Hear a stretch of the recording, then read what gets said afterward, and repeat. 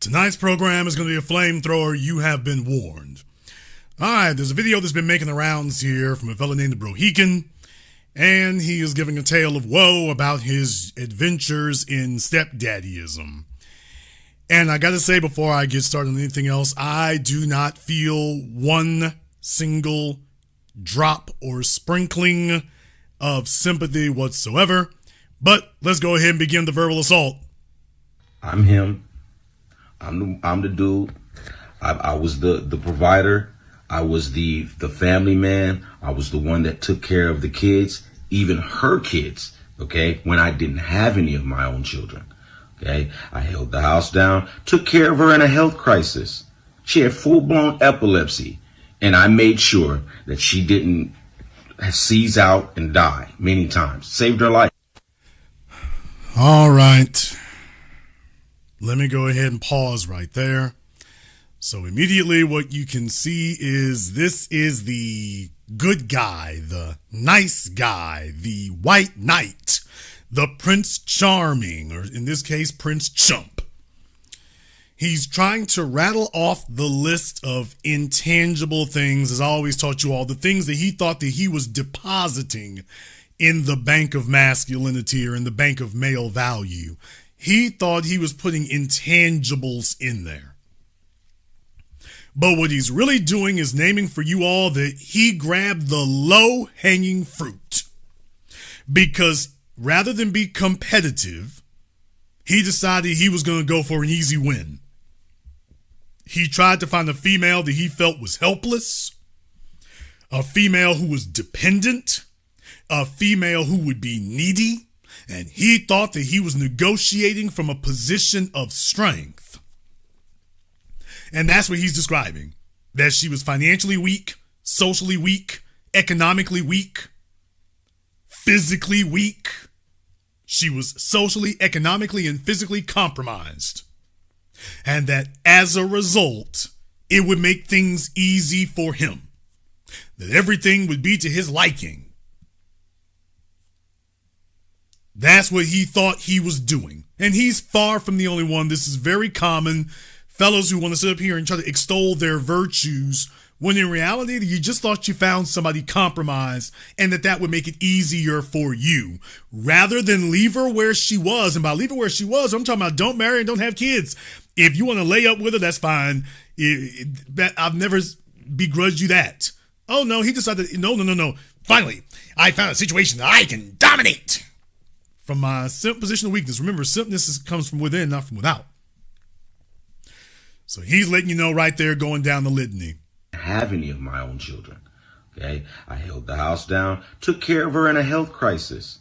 She had full-blown epilepsy, and I made sure that she didn't seize out and die many times. Saved her life, right? Middle of a health crisis. She didn't have to work for. He thinks she was going to be grateful for that too. That just shows you he's cataloging that because he feels like she should have been grateful for that. You have to understand, when a person feels helpless, they don't feel grateful when you help them. They feel resentful because you've seen them vulnerable and they turn in their heads that you took advantage of them because they were vulnerable, or you're mocking them because they were vulnerable. Middle of a health crisis. She didn't have to work for 4 years out of our relationship, out of 11 years. Didn't have to work. Whole time she was pregnant, didn't have to work. Didn't have a care in the world when it came to bills, when it came to taking care of her children, when it came to just little extra things. You know, I couldn't afford luxurious things, but I did have enough money to afford some extras here and there. I tried. Now, he keeps mentioning that over. He's mentioned that. He goes on to mention that about how he couldn't afford luxury things, but he could take care of some things here and there. So obviously he feels financially inadequate, that his finances or he didn't excel financially, and that was a component in this situation. So the fact that he mentions that shows you that that was an issue that was brought up. That was an issue. So maybe he was being compared to other men, to her exes, whatever the case may be. But he's letting you know, it's like, oh, and by the way, I made sure she didn't have to work. So here he is playing nigga clause, front loading all this stuff from the beginning because he thought he was love bombing or whatever. So he wasn't competing. He was just overpaying. Please go watch my programs about overpaying between here and my patron, about females who up the price. So this is called overpaying. She was a single mom with epilepsy and apparently a spotty job history. And rather than him accepting that and taking it for what it was, he said, let me see if I can take it for what it ain't. And didn't realize that, oh, she could play the game and you were getting played the whole time. So he walks in front loading benefits, overcompensating, overpaying, and the results will be what you think they would be. Tried my best, did everything I could, only in the end to be discarded like trash. And 8 years in, she has a relationship with a whole man behind my back. But then when I find out about it and I call her out for her disrespect, she tells me she did it because I would not abandon my kids. Okay, let's be clear about something here. A female with a history of lots of sexual partners will continue to be a female with a history of lots of sexual partners. You putting a ring on it, Beyonce, or anybody else, is not going to change it. This idea that somehow mystically, magically, that she's told you she always wanted to be a wife, that somehow that was going to be the psychological game changer, and this would be like changing a lock and everything would transform right after that. And what you find out is that's not the way it works. It's never been that way. Whatever she was when you met her, that's what she's going to be now. You're not going to psychologically transform her so that the venom don't get on you. And rather than take a look at her history and judge her based on that, he decided that there was something he wanted. And he wanted the easy route. He was going to get it the easy way. That's what he was thinking. I'm going to get it the easy way. So let me go find a compromised female with a sob story and see if we can go ahead and use it, take the advantage. Not wanting to accept, folks, this is 2025. We have known that this was single mother culture since 1985. He's grown up his entire life hearing about this, seeing about this, and he went off and deliberately did it anyway, with all the men around him for the last 20 years of the internet yelling and screaming about what the problem is. And this is what I told you all before. If you want to know why it is that we are going to have such an incredibly difficult time transforming the culture, it's because of guys like this right here. This is it right here. If a single mom with epilepsy can go get some fella to sit up here and crash out and smash out, then understand something. She's like break glass in case of emergency. There's an orbiting beta ass simp out there somewhere who is willing to be my escape plan. So when you all say buy a dog and die alone, she's like, man, kiss my ass. There's a sucker out there willing to be my retirement program. There's a sucker out there who doesn't get any sex, doesn't have any options, socially awkward, doesn't fit in. And he's going to ignore every word the rest of you all are saying. Let me explain to you, fellas. I've said this a million times. I will say this again. The reason why females today do not listen to all of the nagging on the internet is because she got DMs. And when she goes into when every single female in here goes into her DMs, they all see the exact same thing. A list of dudes who are willing to do something. They're willing to fly her out. They're willing to buy her some shoes. They're willing to lay up. So the buy a dog and die alone thing is an idle threat. That's the problem. The same fellas out here telling you about, man, look here, them hoes, we got all that there. And there they are in her DMs, and baby, I'm feeding clothing kids. You know, that's real problem. You need a real man who come take care of you and them kids. So you have a bunch of dudes out here looking to see, they're saying one thing in the company of the men, but they're doing something else in the company of the women. And that's the problem right there. And this guy just copped to it, but he's far from the only one. He is endemic of the issue. For the average simp clump on the internet, if he sees some cleavage, whether it's 24 or 74 years old, he gonna be right there Which is why I've told you all for years, take a look at all these videos of all these old women, Lisa Ray and Vivica Fox and all these old women. And I'm like, okay, and then go look in the comment section and take a look at the guys who, ooh, she's sexy. She still got it. I'd still lay up. There's the issue. Right there. And no, they're not good enough for Vivica Fox or Lisa Ray, but they're good enough for that full-time baby mama you work with at FedEx or at Postmates. What? He's good enough for her. For a bailout. Until, of course, she regresses into her hoe ways. To be discarded because I was a good man. Okay, here he goes with his entitlement, because I was a good man. Who says you're a good man? What makes you a good man? Because you were willing to simp for a single mom? That makes you a good man? Because you're willing to play savior to a single mom? That makes you a good man? You think that's what makes you a good man? You're willing to pay all the bills for an undeserving female because you were intellectually and socially lazy and you thought you were going to grab the low-hanging fruit. That makes you a good man? Somebody needs to update all of his files. Join me and I will complete your training. And then you want to act like she's such a good person. No accountability. Acts like it's okay to wish death on you. Acts like it's okay to curse your children and tell you that because you did not abandon your kids, that makes you less of a man.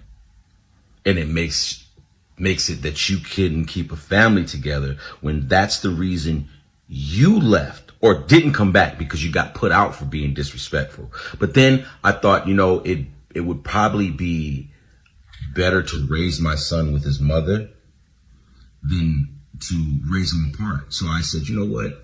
Maybe we can find a way to reconcile this. No, you didn't. No, you didn't. She was the best you could do. When this fella is sitting here willing to sit up here and crash out for a single mom with epilepsy and a gang of kids, and he's deciding he'll be next in line, that was the best you could do, dude. That was the best you could do. That's why you got her a kid, because you thought that you could handcuff her after the fact.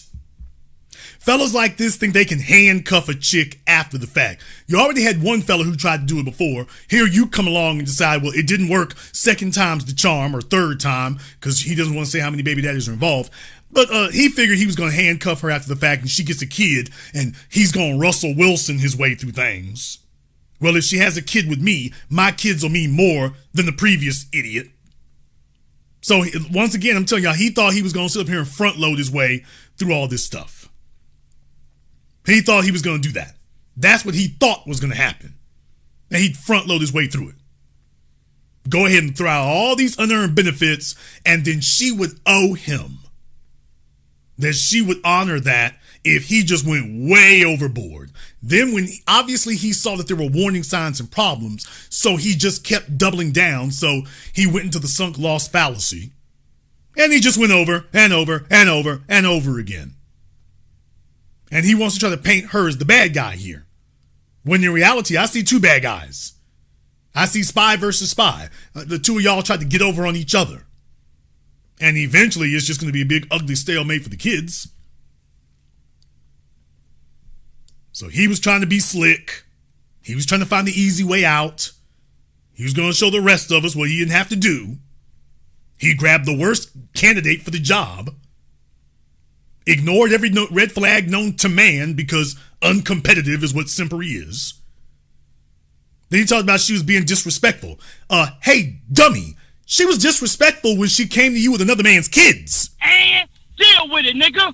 That was the disrespect right there. She wasn't disrespectful later. She was disrespectful when she was in front of you with another man's kids. That's when the disrespect began. And you were supposed to respond in kind. You were supposed to meet her at her level. The disrespect began. How clueless you are. It was disrespectful when she walked in the door and started talking to you with another man's kids sitting there. That was when the disrespect began. But you see, that was the best you could do. And now you're trying to rewrite it as if it was something else. No, it wasn't. No, it wasn't. And if you had left her where she was and dealt with her at her level, hey, baby, you cool to hang out with, you cool to kick it with, you cool to lay up with, I ain't gonna be no stepdaddy. Now, if that was the response that they received universally across the board in female society today, it would be a radically different conversation.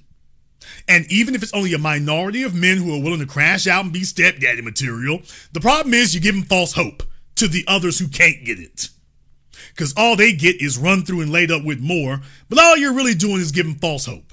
So the few who can get somebody, they're holding out for that. The majority will not get somebody except more body count. But the few who do get a stepdaddy to sit up here and make a fool of himself, that gives hope to the other 90%. When in reality, they should be throwing up their hands and coming out with their hands up and surrender. But then, because I would not abandon my kids, you decide it's not worth it. Or you decide, you're going to discard me like trash. Now, he never really explains exactly what he means by, because I wouldn't abandon my kids. He doesn't explain whether it's the one he had with, I thought he said that he didn't have any children when he met her. Okay. Did he have outside babies or something? Like I said, it's not very clear what he means when he said abandon his kids. The ones with her, did he have kids with somebody else after the fact? Whatever the case may be, is he calling her kids his? Not really sure about that. So you see, he keeps mentioning that. So he doesn't really clarify that. It's okay, because you know what? The whole point of this is to bring awareness to my son and the young kings and let you guys know it's not worth it. I mean, I heard a saying a long time ago that smart men don't get married. Okay? Just keep it pushing. It's not worth it. Not in today's society, not in today's world. Okay? Not saying that there aren't rare people out there. Rare people who value love, value relationships, and value communication. They actually value family. There are people, they're rare. And if you find them, you hold on to them, you don't let them go.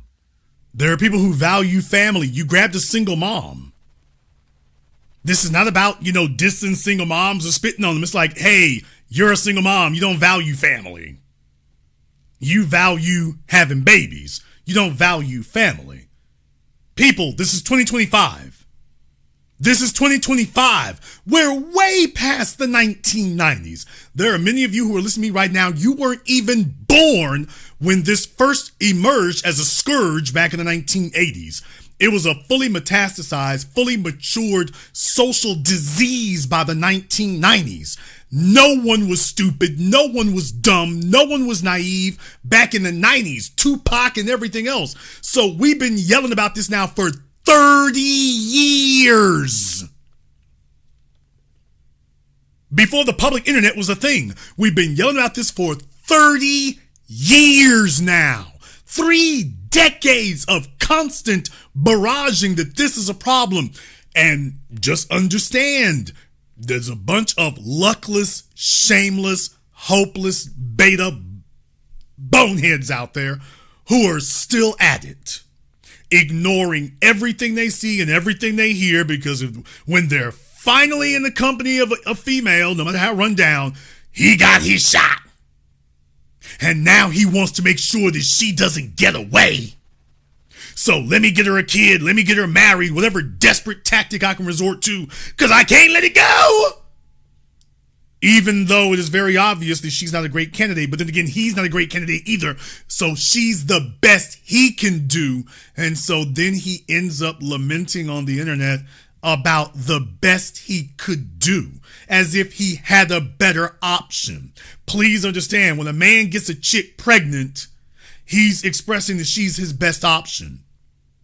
When a woman gets pregnant by a man, she's expressing, this is the best I can do. And now here this guy is. Okay? Because to be done and to be treated the way I was treated, for being a good man, being the provider, I had my insecurities when it came to dating women with children anyway. But I got over that because I felt like, you know what? Every woman deserves a chance, and I'm the product of a single mother. Nigga, please. Every woman deserves a chance.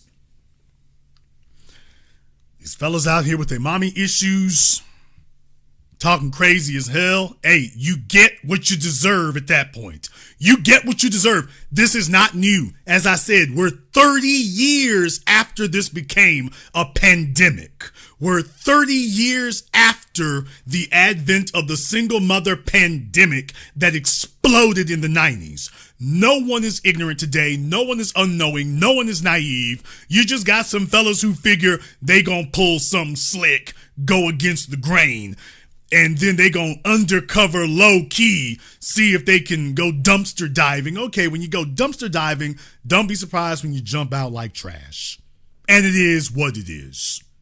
I had my misgivings in the first place. Okay, then what the hell changed? What changed was that, he couldn't really get nothing better. He tried his options and there wasn't anything better. So he went all in.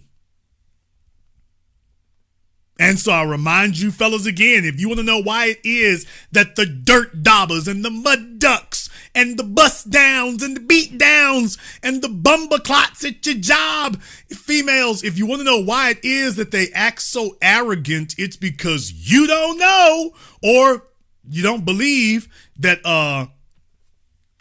Lamar the beta back there in housekeeping or lumber or wherever he's working at, he been shooting his shot low key. You've been talking about you'd come by and lay up. Yeah, but there's another fella at your job. He might look like Cedric the Entertainer. He might look like Earthquake.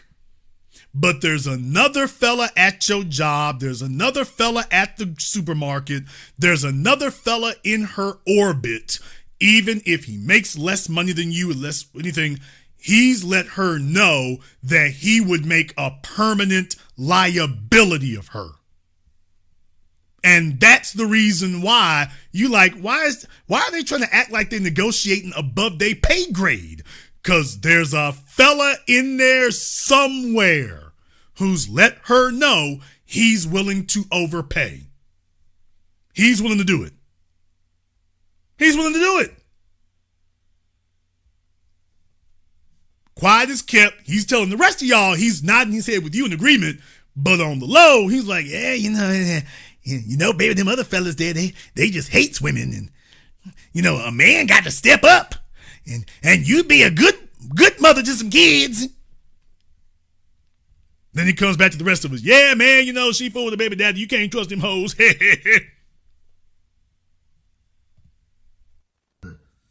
Okay, my father was there, but my dad died when I was young, so it's like my mom raised us pretty much by herself, and I turned out pretty good.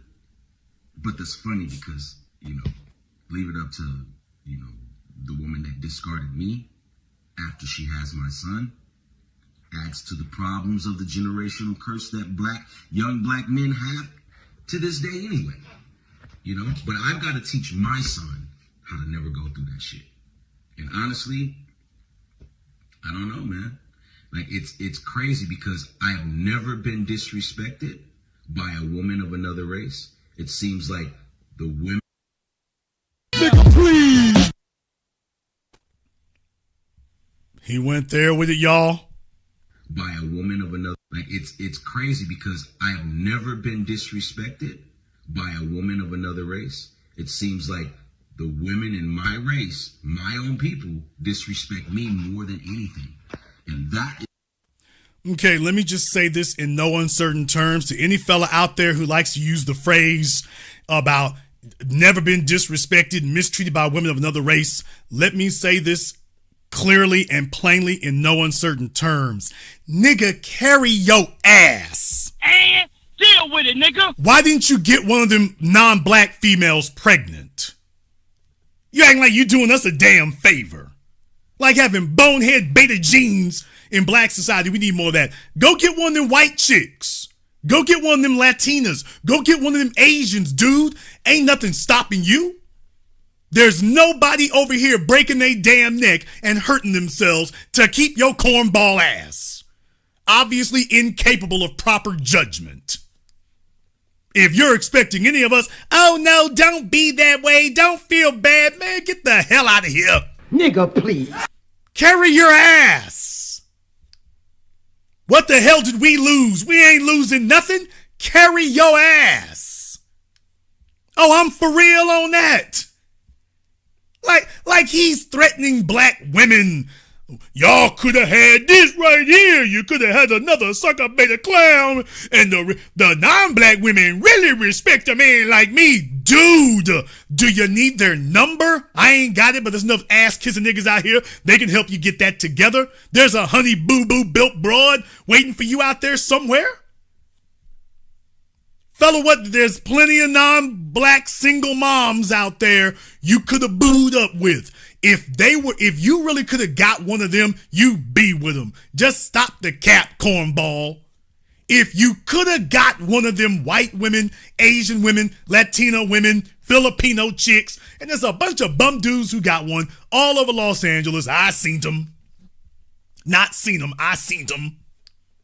Bruh, if you could have got one of them, you would have been with one of them. If they really did treat you so much better, you's a damn fool to be over here if you got treated so much better, quote unquote, over there. We went through a decade of crystalline, cracked out, crazy ass Karazine talking about go where you're celebrated, not tolerated, and then what did Zaddy do to her? Damn! Oh, that was embarrassing, wasn't it? All hands up, we didn't see that coming. She slave played and every damn thing else. This is for all of you out there, male and female, but we talking about the males tonight. Fellas, ain't nobody gonna sit up here and get tennis elbow, stretch their shoulders, or crook their neck to keep you around. Anytime, when you say something like this, as far as I'm concerned, carry your ass. Don't worry about black women, black people, nothing. If you're treated so much better somewhere else where you can say that sentence, dude, carry your ass. Don't sit over here extolling to us the virtues of non-black women. Get your Tiger Woods on. Tiger Woods is not complaining about how black women treat him or don't treat him. They're a non-issue. That's how you know fellas like him are true to the game. You never heard Dwayne Johnson talk about how black women treat him or don't. Barack Obama, how they treat him or how they don't. Dude, if you about that life, be about that life. You're not impressing anybody over here. And you're damn sure not making anybody envious that, boy, we need to get him back. No, we don't. We need to slap a FedEx label on his ass and put him in the plastic bag and get him out of here this morning. Drop him off the FedEx store. No, buddy, we is not going to fight for none of that. Not at all. Get in where you fit in. But don't think you're going to pull reverse psychology and I get so disrespected outside the community. And by the way, we have no proof that you're respected by any non-black women. Bring the non-black women on up here who treat you better and respect you better. We don't see none of them either. So try your reverse psychology and your bluffing tactics somewhere else, but don't come back here with it. As far as I'm concerned, you know what, partner? After you said that, yeah, we're done. Ain't no need to talk about it. We through with it. That's a wrap.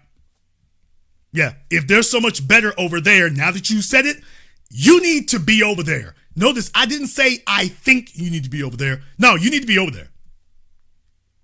You need to be over there with them. Now that it's case closed, your black baby mama is like all the other black women. They don't respect you. Cool. Now carry your ass somewhere else. And go get a bunch of those women with a bunch of kids. Go do that. That'll work out. That'll work out for all of us. Is the sad reality of it. I'm not saying that it's all of them, but Every black woman I've ever been with in my life is disrespectful as fuck. Okay, let me explain to you why that is, because there's no way that a female respects a soft ass, simplified ass, moist beta simp. You are a Kleenex. You are a disposable thing that is here to clean up a mess. You are here to soak up the sewage and the garbage of the mess that she's created. And if you are dumb enough and desperate enough to allow yourself to be used, what you have shown her is you don't have the wisdom or the judgment to be respected. A woman can't respect a simp. If a female sees she got a drug habit and you trying to be with her, she is thinking to herself, now what is wrong with this nigga that he wants to be with me and I got a drug habit? I'm 400 pounds. I got 5 kids by 5 different niggas. That's what a female is saying to herself. To the men out there who don't realize this, and the women will bear me witness. That's what a female thinks. When the female got a problem and you telling her you okay with it, she sees, now why in the world would you want to be with somebody with a problem? Ooh, baby, don't run yourself down like that. She's not running herself down. She's like, that's just reality. You see I have an issue. What's the deal? Let me tell y'all something else. Handicapped females. Oh, I don't want to dig Dan up. Oh, Dan, not tonight. Not tonight, Dan. Not tonight. But this is like a fella who wants to deal with chicks. All his girlfriends are double amputees. What? Damn! Imagine a fella that his whole life he ain't never dated a woman who could walk. His whole life he's dated women in wheelchairs, women with crutches, women with prosthetics. It's like, okay, either he's the unluckiest nigga alive, or, hey, bro, what is it you like about handicapped chicks? She ain't handicapped. She just missing both legs. Dude, I spotted you the first one. She's special. Okay, it's 3 chicks down. The damn Metavan people know your address. So what is it about you that you like chicks with no legs? You like chicks missing an arm. You like chicks in wheelchairs, and I'm not down on females in wheelchairs. I'm just saying, statistically speaking, wheelchair people are a exception. How is it that he keeps showing up with chicks in wheelchairs? He don't like females who can walk, and like, you too able. You ain't needy enough. Yeah, even the chicks in the wheelchair are like, okay. Females who go to rehab and they got wheelchairs and things, if they're disabled, she's like, okay, they're taught, watch out for these fellas who want to get with you because you ain't got both legs. It's like, okay. Yeah, even they know that. So when females see that she's got a liability and you're okay with that, she's thinking to herself, okay, what's this nigga's game? Obviously, you're bogus. Obviously, you are. And he's trying to talk like he's doing somebody a favor. And that is the sad reality of it. It's not, I'm not saying that it's all of them, but every black woman I've ever been with in my life is disrespectful as fuck. And that is the truth. And that is the truth. And I have the receipts. Just don't be faithful. Don't provide. Don't give these bitches shit, kings. So that was the word from the king of the Simps corners there. So fellas, if you want to know why it is, the game is raggedy today. If you want to know why the game is so damn ragged today, I present to you Exhibit A. And he's just the one that made a video about it. You all see fellas like this on your timelines. We just did pinch and pimping last week. This week 2 weeks ago. Now we doing salary simping. I told y'all I was going to do them programs. We did pinch and pimping. Now we doing salary simping. My fellas out there at your job and in your family, you got that uncle, you got that cousin, you got that dude that everything he dates, everything he get with female-wise is just raggedy. And it would be different if he would just lay up and roll out. But he ain't doing that. He goes and grabs the white chick who don't date nothing but, quote, black dudes. It's never black doctors. That's nothing. You never seen a white chick who she just dates nothing but black doctors, black lawyers, black executives. That chick don't exist. Not even Heidi Klum. Damn! That chick don't exist. There is no white woman that all she dates is 7-figure black men. That white woman does not exist. Kim Kardashian had her run. You ain't even seen her sisters be able to pull that one off. Kim Kardashian had her run, and that was it. It's all been downhill ever since. Okay, so you see what the deal is. You see what the deal is. So these fellas think they gonna be slick and appeal to sympathy. And, oh, fellas, you see what the problem is? They just don't know a real man when they meet one.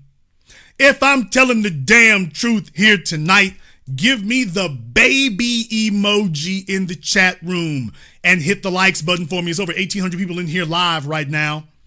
It's over 1,800 people in here live right now. But if I'm telling the truth tonight, if I'm not being too offensive, hit me with the baby emoji in the chat room and hit the likes button for me. Although if we're overrun with salary simps tonight and they don't like the program, I'll go ahead and wrap it up here in a few minutes because I got other things to take care of.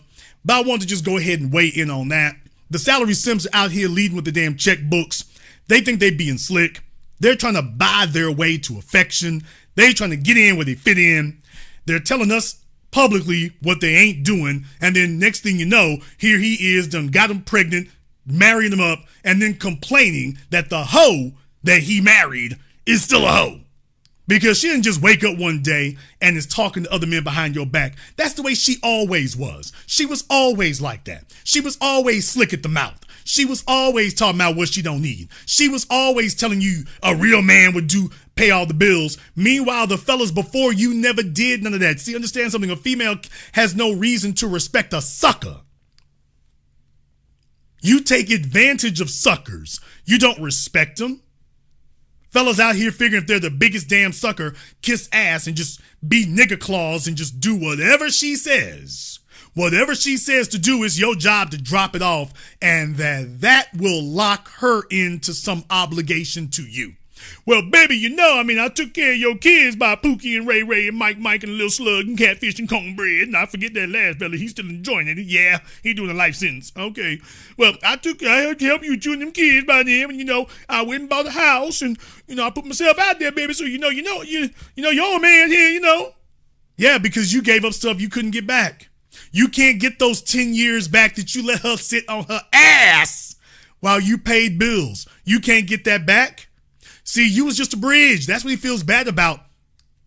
He told himself that if he crashed out for 10 years and paid a bunch of bills for her, then I was talking to someone about this yesterday. Maybe we'll get to talk about this publicly. I was talking to someone about this yesterday and I was letting her know that, this is what fellas do. This is what fellas do. This is the mentality that they have, that they know that he knows that he is not your actual first choice, but he's hoping that if he bids high enough and if he's somehow able to string you along long enough, maybe if we can get you to hang in there for 3, 5, 8, 10 years, then eventually your will to fight, your resistance will finally be broken down and you'll just settle in for the ride and you'll just take what you get and you'll just accept where you are. Now, if he walked in knowing that he was not actually your actual preferred choice, and he thinks if he just sits on you long enough and if he can just make you sit still long enough or seemingly sit still, then eventually you'll give up on your notions of being somewhere else. Now that is the beta mentality. I'm home free if I can keep her still for 3 years, 5 years, or we get a couple of kids. That restlessness that she has, that whole restlessness she has, she'll finally just give in. Yeah, I'm never going to be her first choice, but she'll finally just accept this is as good as it can get, and she will begrudgingly give in. And finally, I can have my cake and eat it too. And I don't have to worry about her ever going into rebellion against me. Finally. Somebody said like Cloverfield Lane. Yeah, if we can just hold him down long enough, eventually she'll psychologically break and just give in and just accept, damn it, I'm too old, I can't do nothing. I got too many kids and ain't no other options out here. So let me just make this nigga my best. He's not my first choice, but let me make him my best choice. Fellas, that's not the way it works. That's not the way it works. And if you take a look at all the men before you and you're doing way more than any of them, hey, stupid, that's your first choice that you're screwing up. If the men she was with before you didn't have to do any of this, then why is it you have to? She certainly respected them enough to give them whatever they wanted, and they didn't have to do this. But you got to do it? Recognize when you're getting played, dumbass. Recognize when that's you. And no, I'm not being sympathetic at all about this because I'm like, please understand, for every hoe, he say hoe, I damn sure did. And deal with it, nigga. For every hoe out there, there's some simp beta ass clown sits up here, straps on the cape, puts on the Superman boots, up and away. For every female that happens to, there's 5 or 10 who witness it and say, yep, that's gonna be me too. That's how it becomes an epidemic. For everyone that gets saved temporarily, there are 10 who are like, yep, I don't have to change nothing. There's a sucker savior for me too. So let me just keep these draws dragging the slums because there's going to be one for me. Keisha got a man. Keisha got a man to take care of her and her kids and buy her a house and wife her up. Keisha got one. She got 4 kids.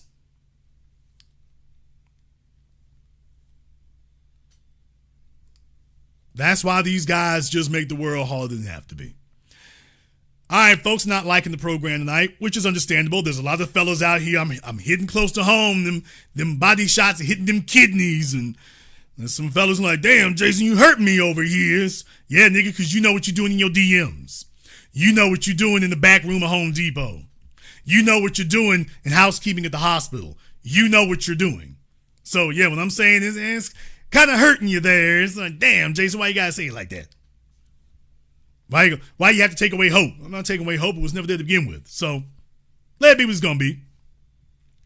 That's fine. I don't have a problem with it. I don't have a problem with it at all. But this fella was sitting up here doing what he do, and he's far from the only one. As a matter of fact here, he's far from the only one. There's another one here that I don't think anybody's ever talked about here before, but there's another one here. There's another one. And I want you to hear what this dude has to say. What's going on, young men of TikTok? Hey, listen, this was nowhere on my radar today. I actually had another video that I was going to put out, and I saw something in my comments that I had to speak to with you guys right away. Listen, we've been talking about building yourself and that type of thing, and I spoke to like marriage and dating and how that should kind of be put off for a time so that you can build yourself and be adequate to take care of a family. All right, now first of all, let's get through a few things here. And I have to be brutally honest, it's my job to do so. I have to point these things out. First of all, as you can see, he works for the mail service, so pinch and pimping is in full effect. He got the gray hairs. Fellas, we already dealt with this in the pinch and pimping program. I know it was hurting some feelings. And fellas, oh, Jason is raw, it's tender, Jason is. But nigga, I got to put these blows on you. Got to do it. So I'm just saying, pinch and pimping, salary simping is in full effect. So Let's hear what his tale of woe is, but you can see the telltale signs of what's going on. Ain't beating up on somebody. Somebody talk about the music. Yeah, he got that addiction rehab music, the music they play on those addiction rehab commercials. He got that music going on. He couldn't just talk. He had to put the music in there because he letting you know where he coming from emotionally with this. So, all right, you can see all the signs there. Let's hear his story. You decide to do so. But I'm sure many of you are like me. When I was 20-something and I met a girl and I had love coming out of my eyes, right? So when everybody was telling me, you're too young, you shouldn't do this. Oh, I love her, I'm gonna make a family and that whole thing. And listen, if this is you, I would prefer you wait. But if you can't, there's something I think that is very important that you need to know. That again, my parents tried to tell me, at least my mom did, and I didn't listen and ended up wasting a lot of resources and time and stuff that I could never get back. So with that thought in mind, well, fortunately for him, he learned his lesson young. He didn't get nobody pregnant. He didn't marry him. And of course, biggest of all, he doesn't have a track record of doing that kind of thing where he just slammed into the same damn mess over and over and over again. So fortunately for him, he's got that going for him. So at least there's that. I want to talk to you guys about step parenting, okay? Especially from a young man's perspective. I was married 3 times, guys, and oh man, here we go. He was married 3 times. From a young man's perspective. I was married 3 times, guys, and the first 2 times there was a stepchild in place. Boy, what in the hell's the matter with you? Oh, well, so much for he doesn't have I was married 3 times and 2 times she brought kids with her. Okay. Well, there goes. He doesn't have a track record of this. There goes that. My first marriage, I didn't even have children of my own. Oh, yeah, by the way, I wonder if he worked for the post office back then. Oh, I'm going there. By the way, hey, fella, I wonder if you work for the post office and you just felt that you were just really a high-value man and that the females just loved you because you as responsible. Yeah, I wonder if, does it ever dawn on these guys, they tell themselves, well, I'm not a rapper, I'm not a CEO. No, nigga, you work for the post office. At least till Trump got in office, you weren't worried about your job and your pension. That just became a new thing. So, but before now, I told y'all during the pension payment program, yes, fellas, if you're walking around with a post office uniform, you walking around with your old faded military uniform, you walking around with a uniform from the Department of Public Works.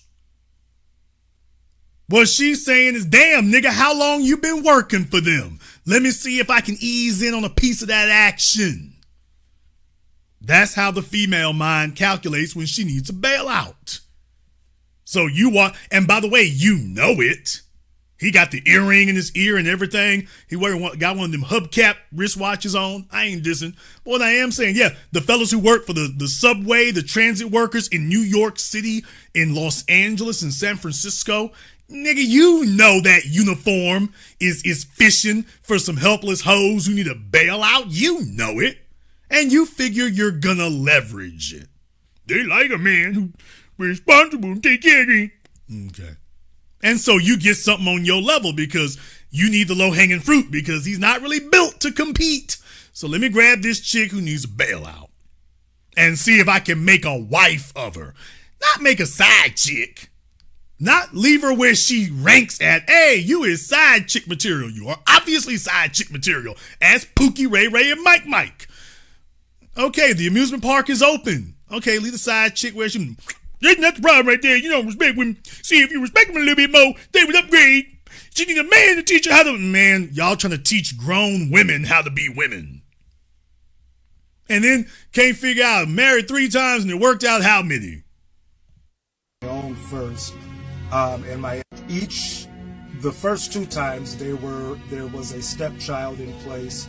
My first marriage, I didn't even have children of my own first, and my ex-wife. Sound familiar? Sound familiar? These fellas, they don't have kids of their own. They meet a single mom. She throws that triple X rated goody good on them. He ain't never had a broad bust it down like that before. To all my single moms out there, y'all represent, baby. You know you the MVP for that. You know full well there's a reason why all these rappers be passing y'all around.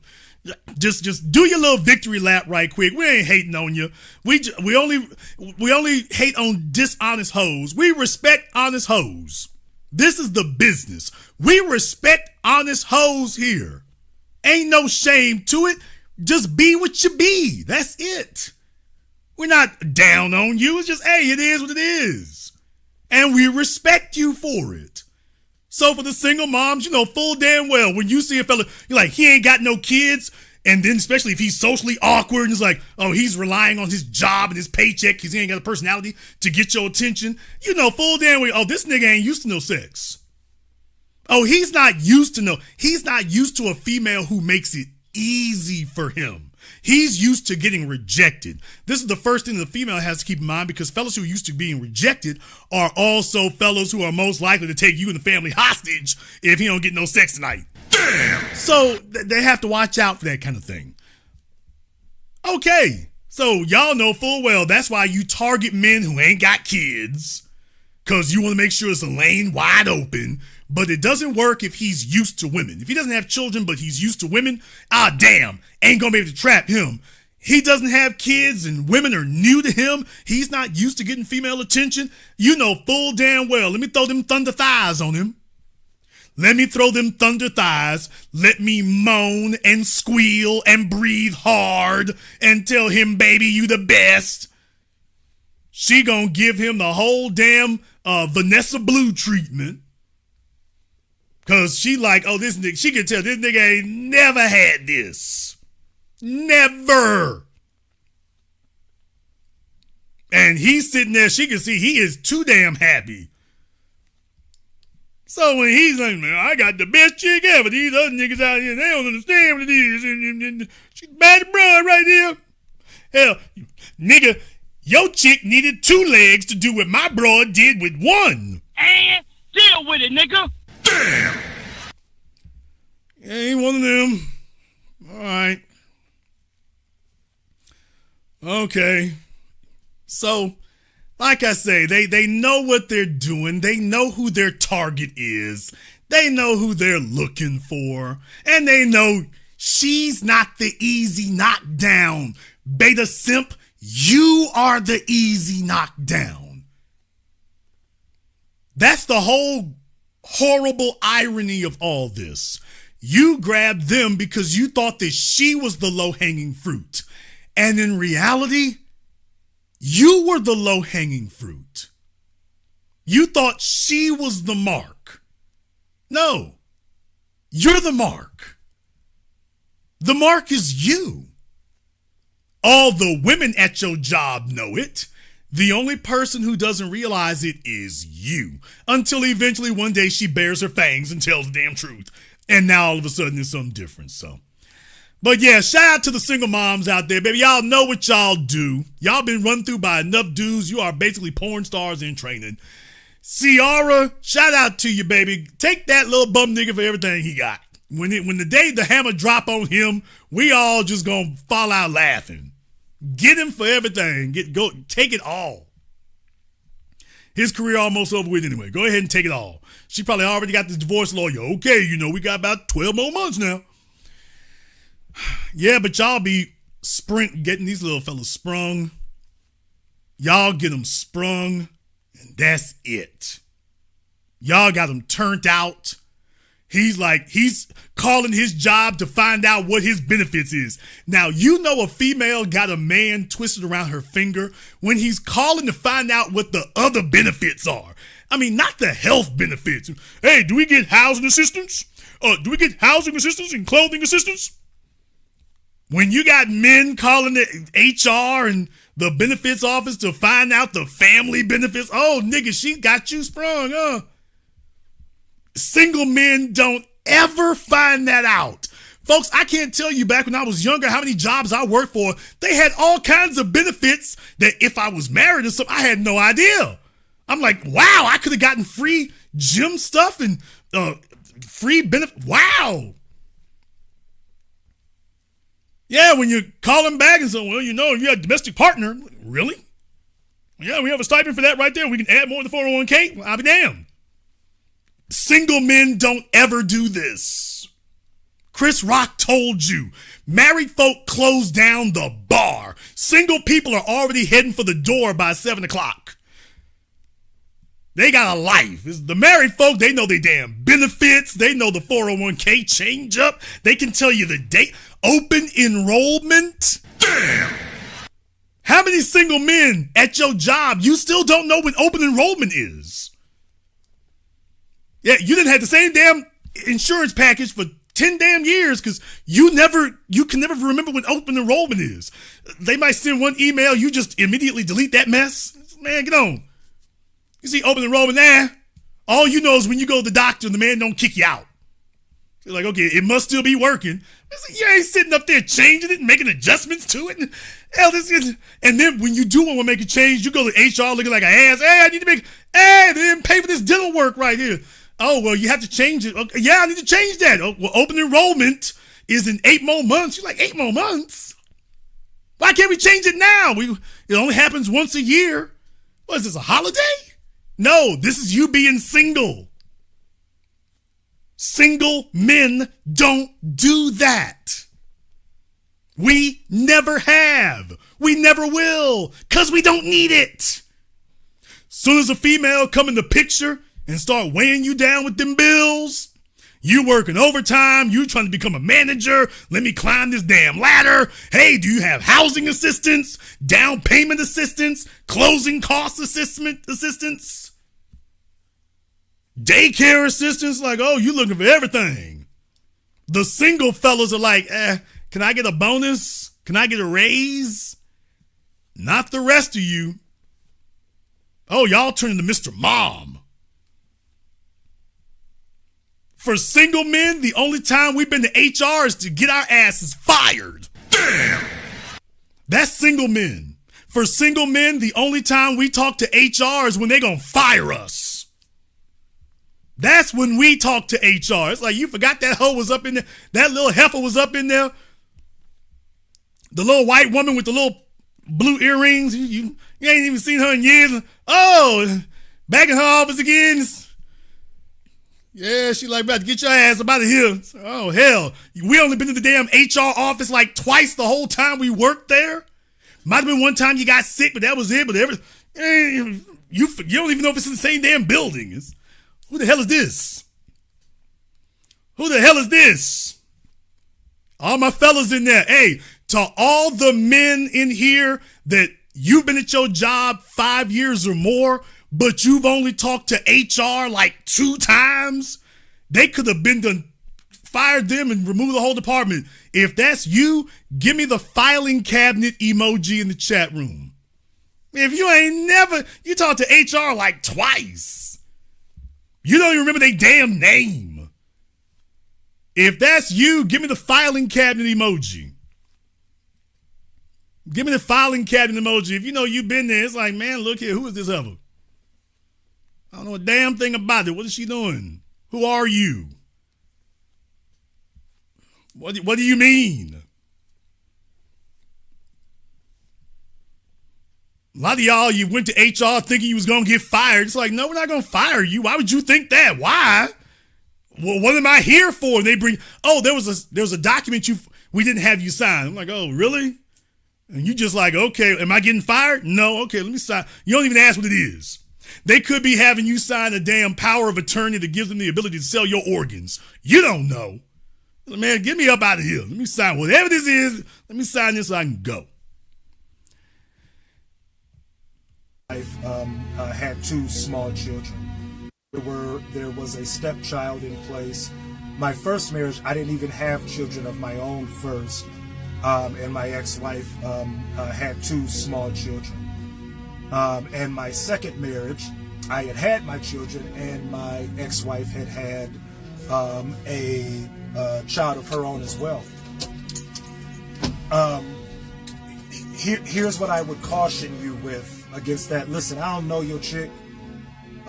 She could be the greatest thing in the world, and that's all well and good. But here's what you need to know about being a step parent.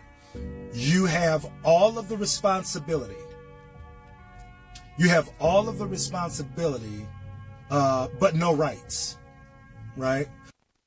Okay, how is that news, though, is the real thing about it there? How is that news, man? That's not the case right there. How is that news? You have all the responsibility and none of the rights, but how many times you got to get married and go through that before you realize it? Folks, he said he was married 3 times. 2 times she brought kids with her. How many times and by the way, those are the ones he married. How many women did he date before he got married? How many of them did he date before he got married? So there's the real thing right there, is that you're doing this the whole time right here, and you sit up here and expect a different result. And this is exactly what happens. So I just wanted to go ahead and illuminate that real quick. What do I mean by that? When it's your own child, you have all of the responsibilities to take care of that child. But in addition to that, you have rights because it's your child, right? When it's a stepchild, right? You have every responsibility to provide for, financially, physically, protect, support, emotionally. Listen, I can't tell you how many parent-teacher conferences that I went to with my ex-wives and their children. And listen, it was a great experience, right? When I was doing those things.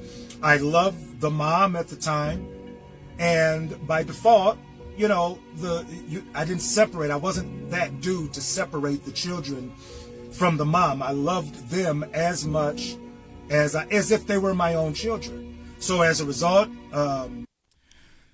Okay. Enough. Some of y'all are born to be suckers. I loved them like I was my own kids. Okay, that statement right there, dude, you a sitting duck. No man is supposed to say nothing like that. I love them like they're my own kids, but they're not your own kids. They're not. You can't make a statement like that until long after they have become adults and they've demonstrated that they've made that decision. You coming in there thinking you gonna press and become daddy because you need that to happen, because and this is from a fella who's never had kids and never been married, and I know what the hell it is. How the hell is it that niggas who get married to these women and have children don't know what those of us who've never been married and never have children know? I know damn well it's gonna be her and them kids against you. That's all it's gonna be. Whenever there's a dispute, she gonna squad up with her kids against you. She gonna take the kids' side against you. Wow, you talking about, I treat them like they were mine. Okay, but did they claim you like you were theirs? Damn! It don't matter if you love the kids like they're yours. Did they love you like you were theirs? That's the question. Don't matter if I love them like they're my own kids. Did they love you like you were their own father? Because you wouldn't be complaining about it now if they did. That was obviously never there. So you can work all you want to, pull them on your benefits, buy a big ass house thinking that you're making some down payment on allegiance to you, and see how it worked out. All you doing is messing up your damn pension and screwing up your salary. You know, when I'm working overtime, I didn't separate. I wasn't that dude to separate the children from the mom. I loved them as much as if they were my own children. How'd that work out? As a result, you know, when I'm working overtime, I'm providing for what was at the time my family, right? Married men make more money than single men. For every clown ass out there who tries to lay that on y'all, I just want y'all to know, they say married men make more than single men do. No, married men just pay more than single men. Married men don't make more than single men. They just pay more than single men.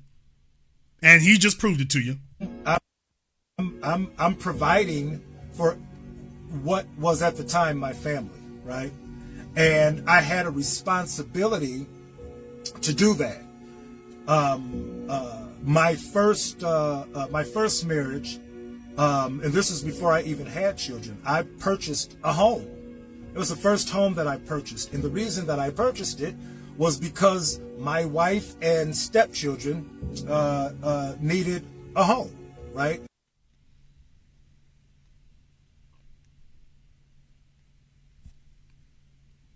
Damn! Y'all hear that? Did I call it? Or did I call it? Yeah. See, first time, I worked overtime, I bought a house. They make more than single men. No, they don't. They just pay more than single men.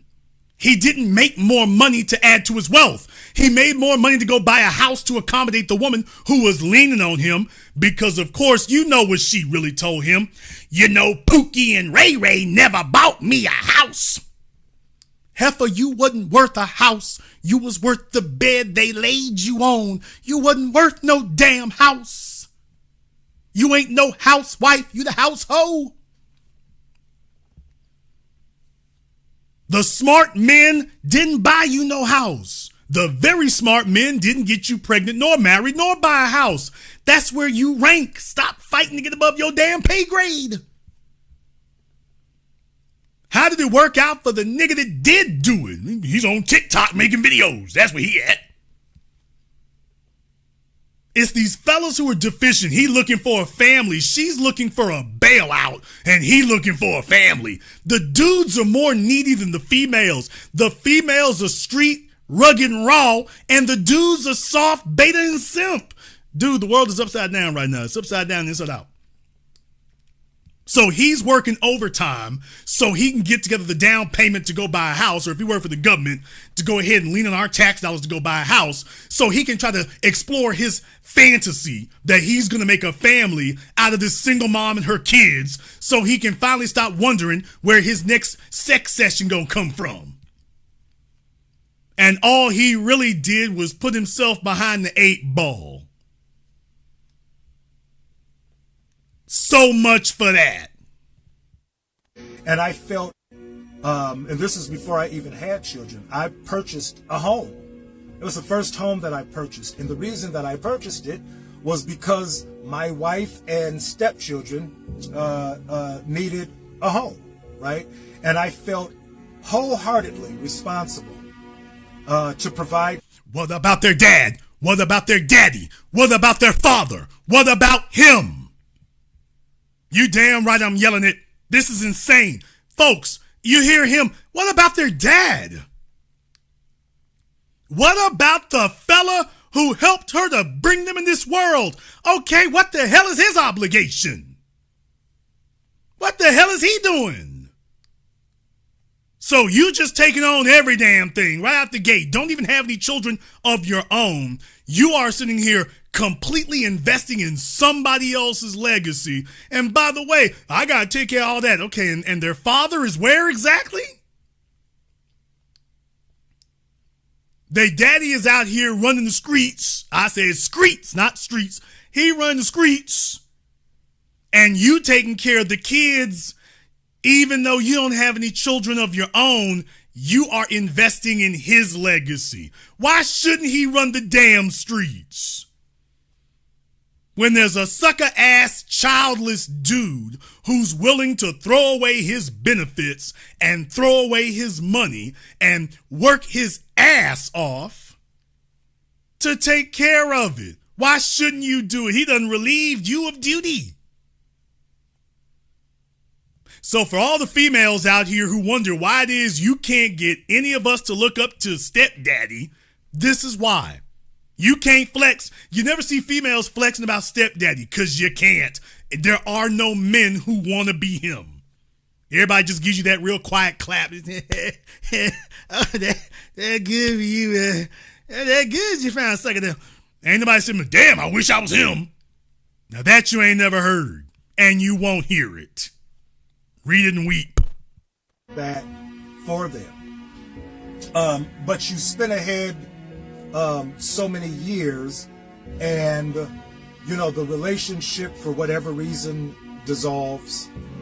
For whatever reason. Now, once again, these fellas won't be honest. Tell the damn truth. For whatever reason, you grabbed a baby mama.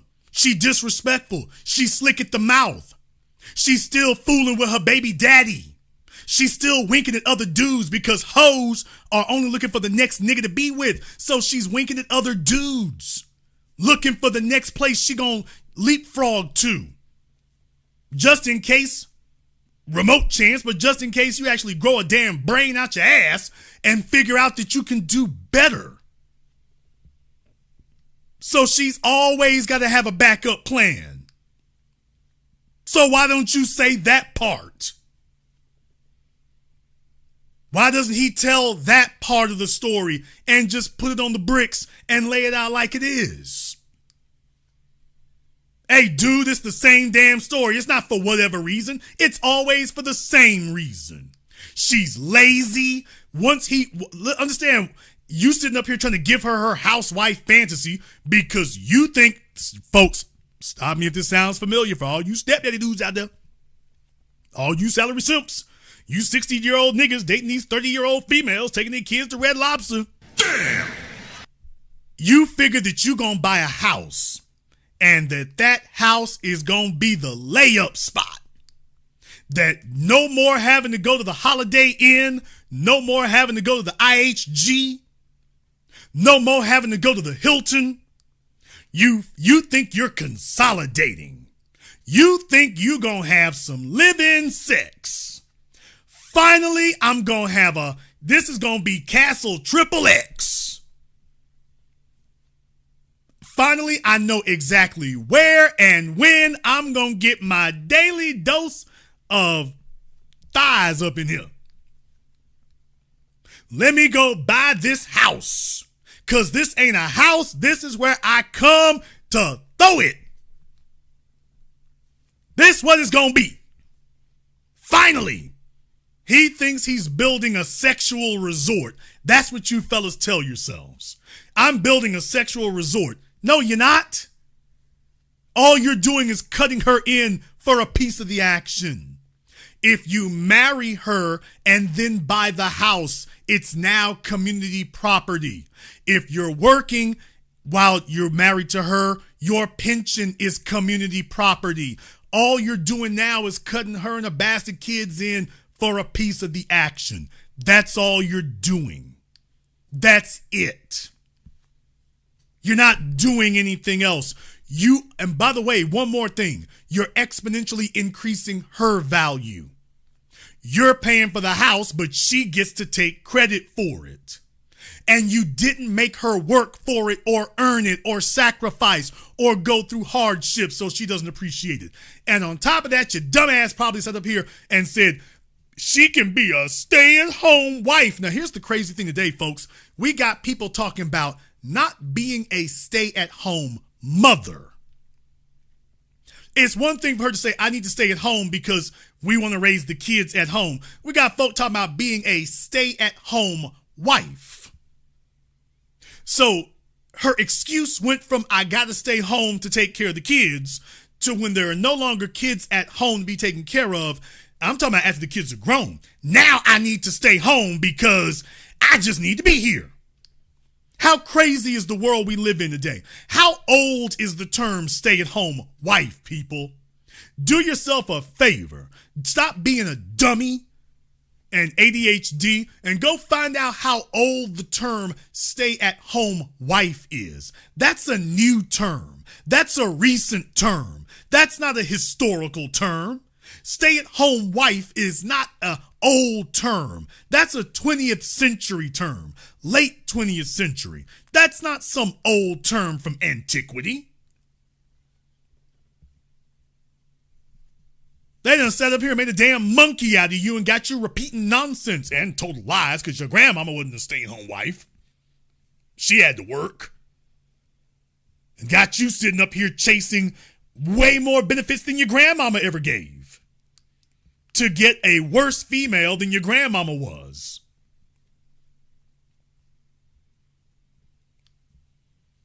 Oh boy, Jason is turning sacred cows into hamburger night. It's going to be a whole bunch of females. Your dude going to be looking at you sideways tonight. You're going to be like, damn that Jason. I hate his ass. This is why my subscribership, is never really going to blow up like that because they'll love me for a minute and I do a program like I'm doing tonight and then she's like, I'll be damned. Jason done turned my home into hostile territory. We're on deadly ground. We're on deadly ground. So they can think whatever in the world they want to there, but yeah, what he letting you know is the damn price got bid up. It got bid up. And he started chasing for a woman with another man's kids.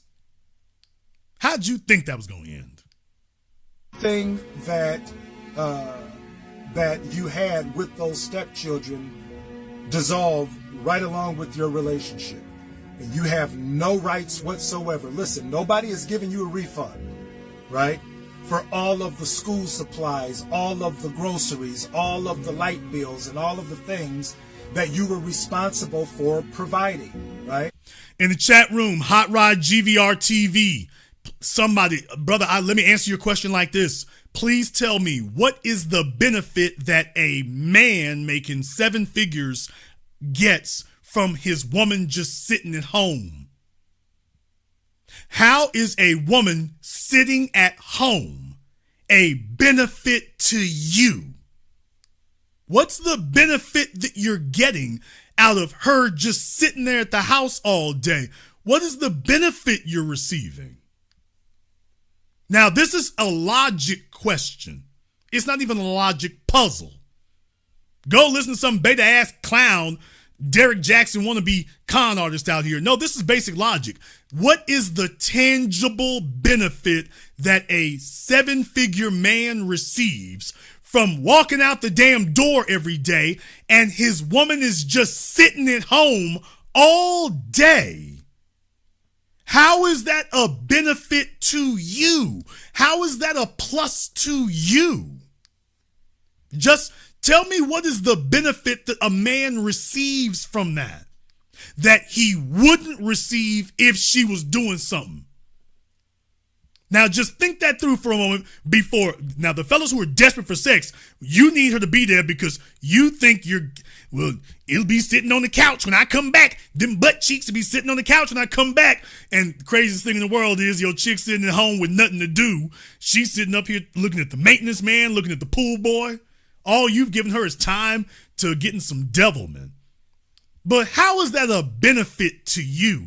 As a man, I need to make sure she stays here every day. That's a tangible benefit to you. How? What's in it for you? What increased value is that giving you? Jason, I don't get as much value as she works. Okay, if she sits here all day with no children, the increased value to you of that is what?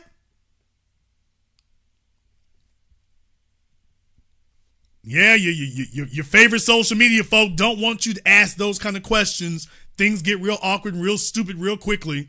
Oh yeah, your red pill dudes don't say it either.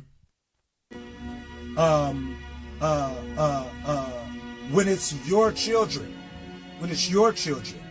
you do all of that stuff, and regardless of what happens with mom, you still have a relationship with your children. When you're dealing with stepchildren, that is totally contingent on if mom wants you to have a relationship with these children, especially if you're dealing with small children, right? So the point I'm trying to make, guys, is that you can invest a whole lot of time, energy, and things into a relationship and into children to ultimately have that relationship dissolve, and you are left with nothing. Again, you're not getting a refund, right?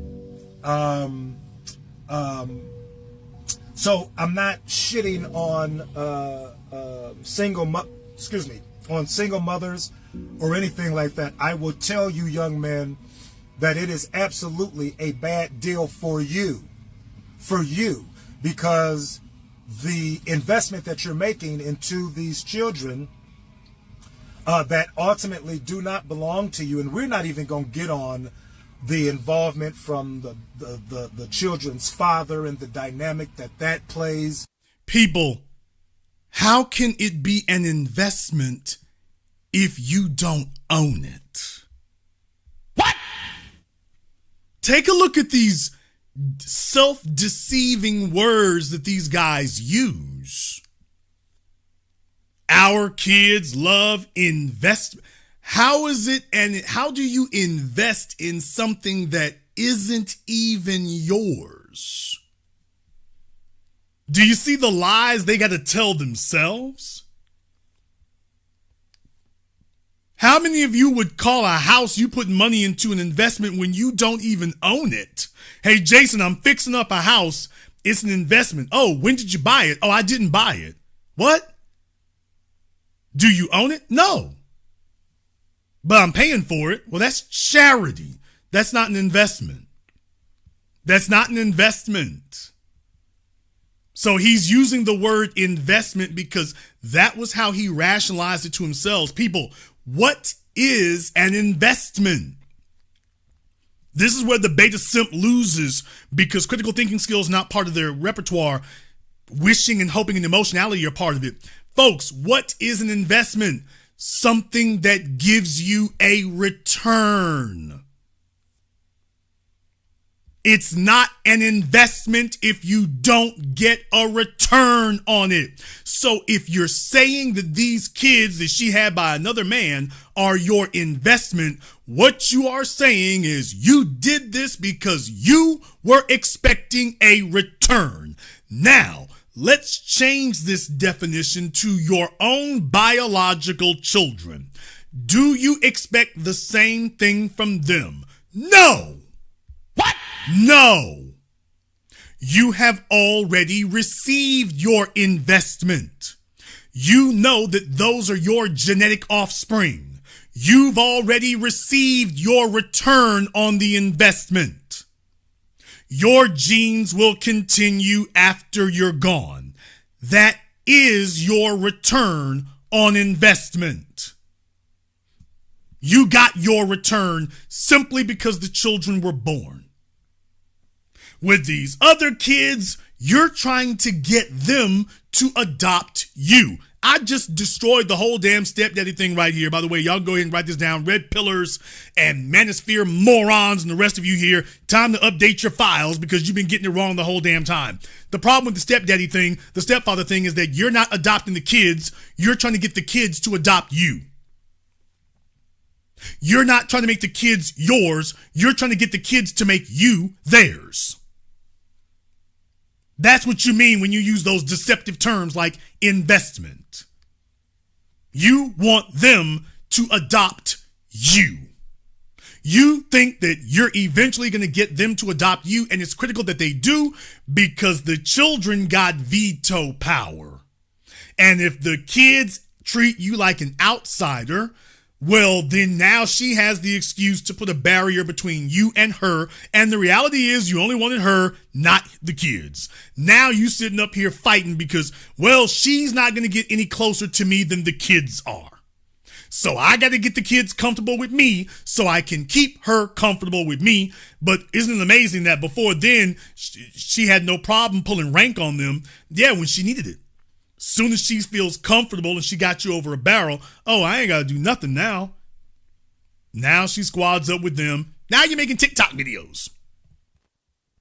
The entire time you're in that relationship, and how you could be, giving your all and doing everything you know to do just for a child to tell you, you ain't my daddy, all that type of stuff, right? And while... Oh, that hurt his soul when he heard that, wasn't it?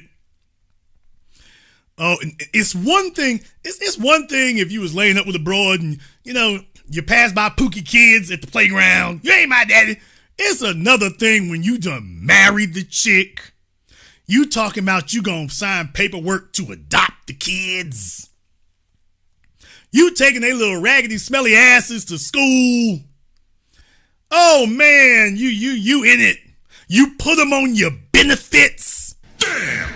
Nigga, please. Oh, I'm hurting feelings right now. I'm saying it nasty. Oh, let me rub this in.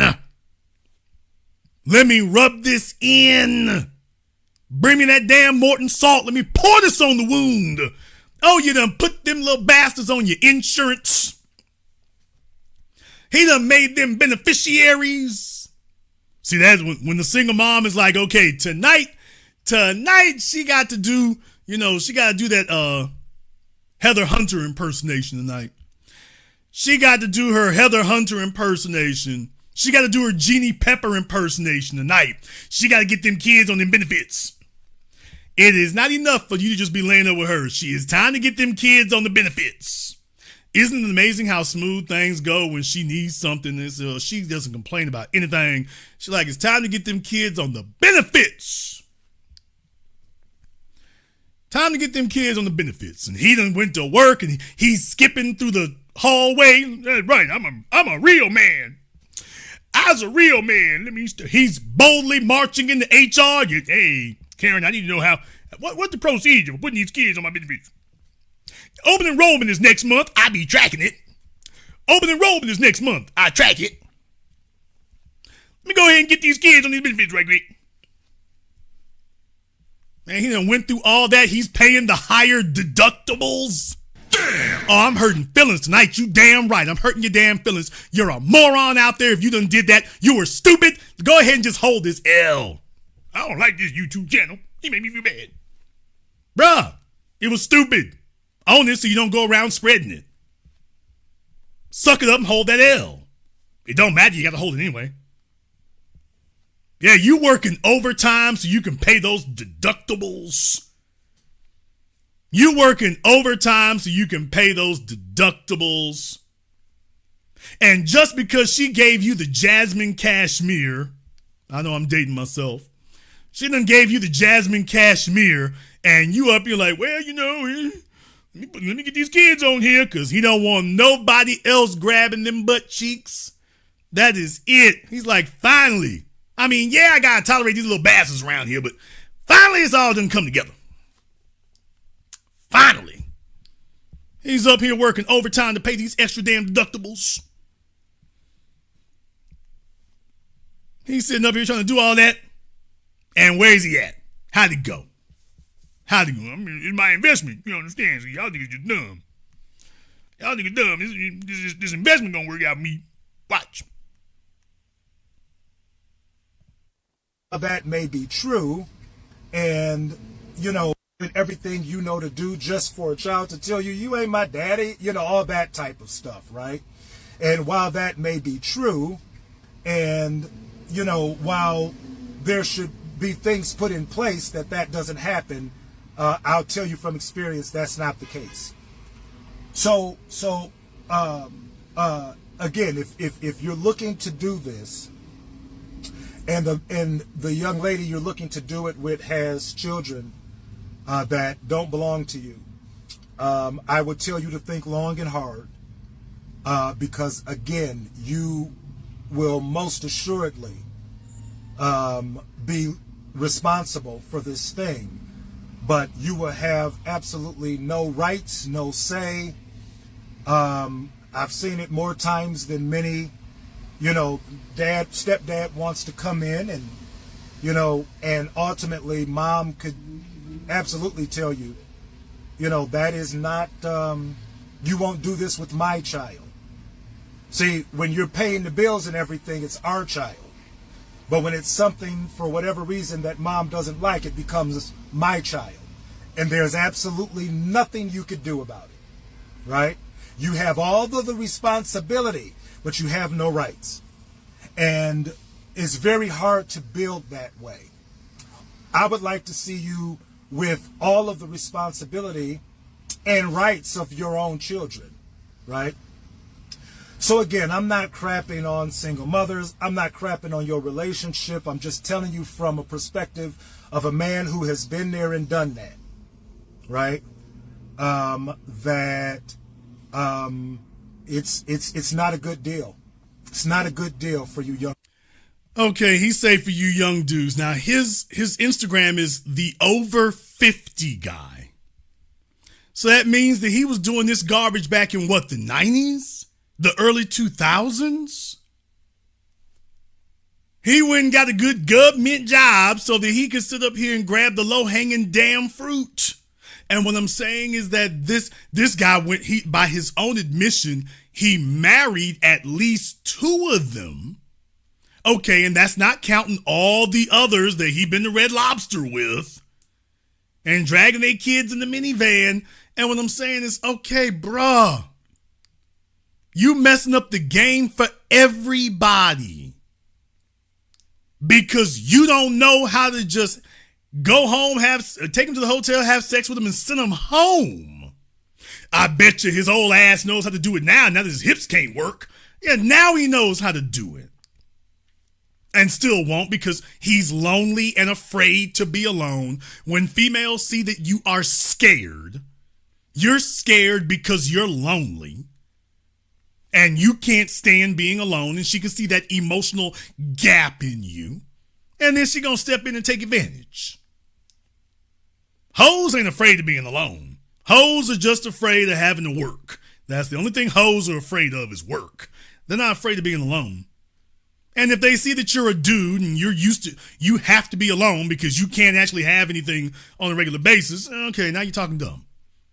So yeah, he's been subsidizing the hoe economy now for decades. And what I'm saying is think about how much damn damage he's done. Him and the rest of the damn pension pimps with him, and now the salary simps, this is what the hell they've been doing. They done messed up the game now for decades. Decades. Them broads was supposed to be somebody's side chick for the last 20, 30 years. That's what they were supposed to be. Because that's all they been. Being married to you was just a temporary pit stop. I told y'all about that years ago. It was just a pit stop on their way to returning to the streets.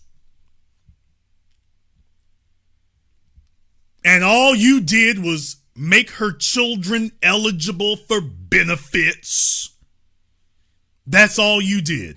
Now her children got benefits that the bum she had them with didn't have to do that. She didn't demand that he provide any of that, but she ran up to you. Okay, we gotta take care of these kids now. Let me ask y'all a question. If he had just laid up with them broads for 10 years and then broke up with them, do you think he'd still have the same complaints or be so hurt about it? Do you think he would be? When fellas actually exercise some damn discipline and stop being the hoes in the society, because it's the males who are the hoes today.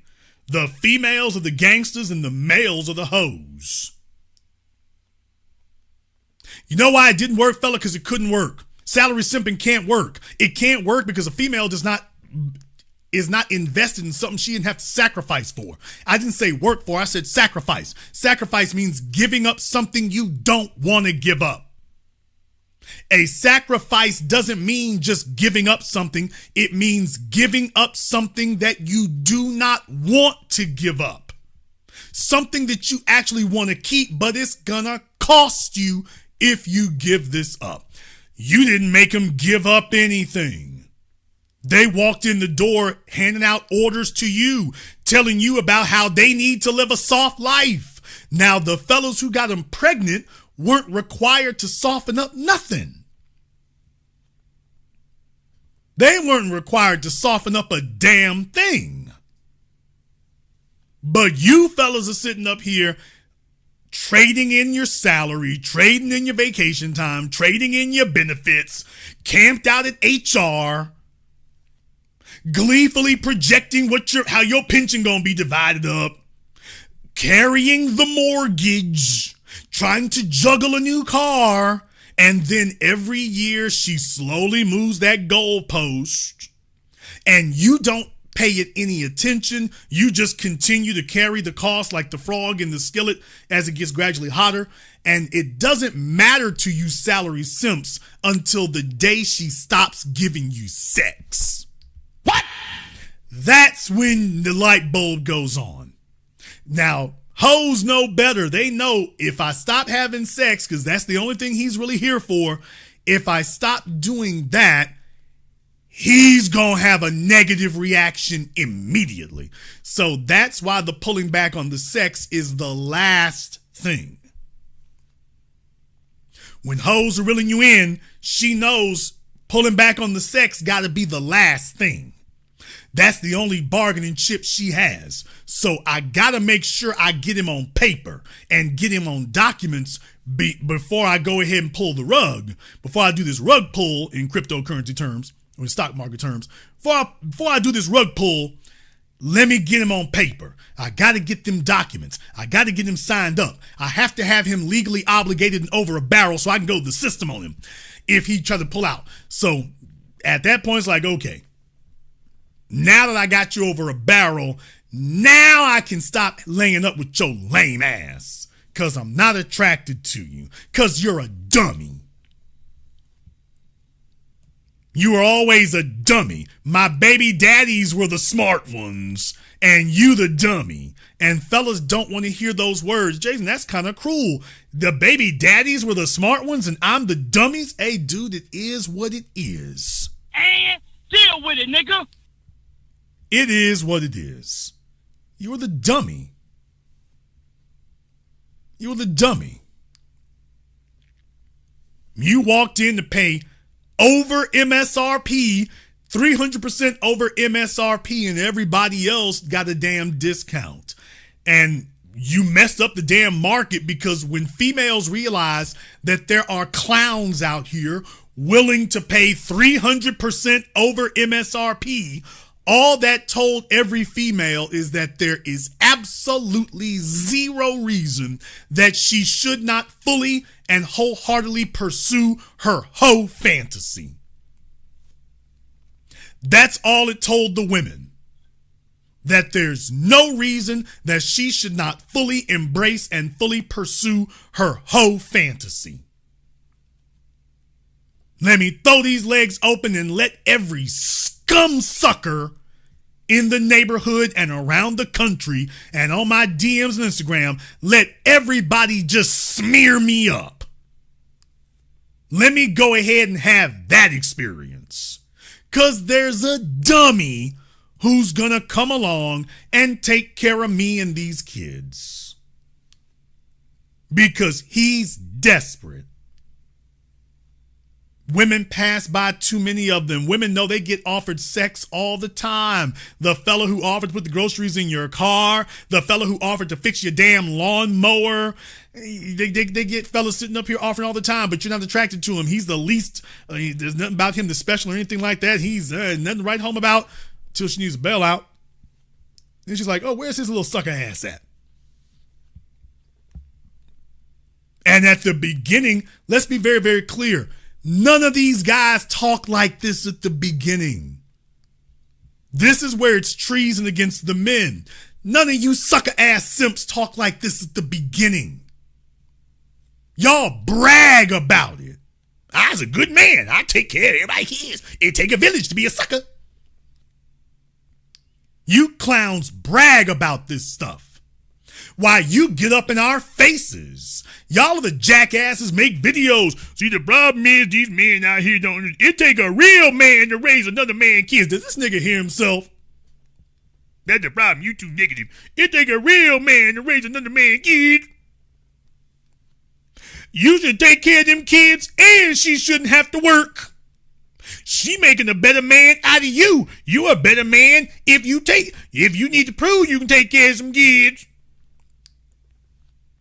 These are the jackasses who would be sitting up here lecturing us and insulting us because they never said this mess at the beginning. It's only when it blows up in their face and he's sitting in his house tasting her baby daddy on her. And deal with it, nigga. Oh, I said it. That's the part that really hurt you.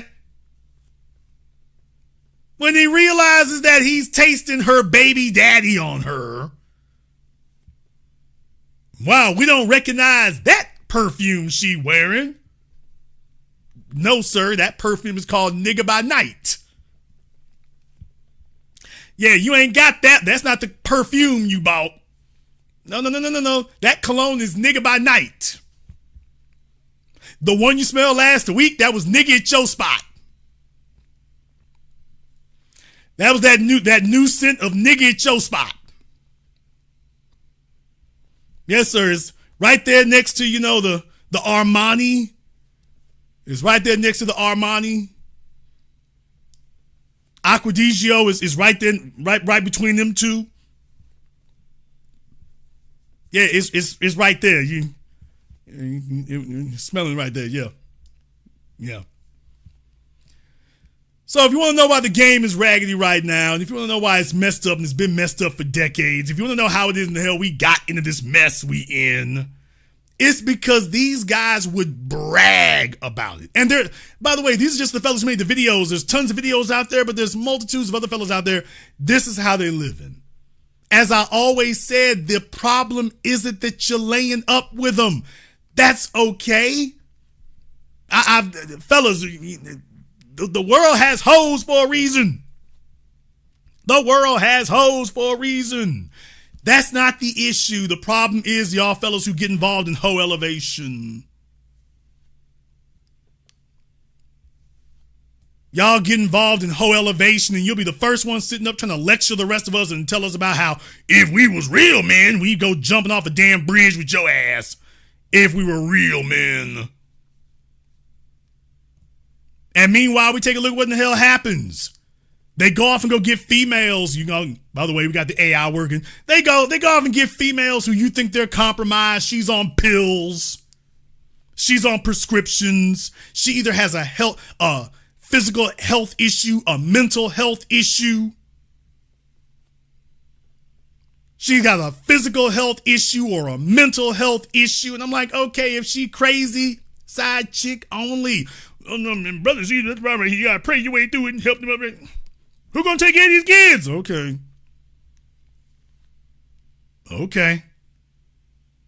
And then they come crawling back later. Man, I was a good man. No, you weren't. You were not a good man.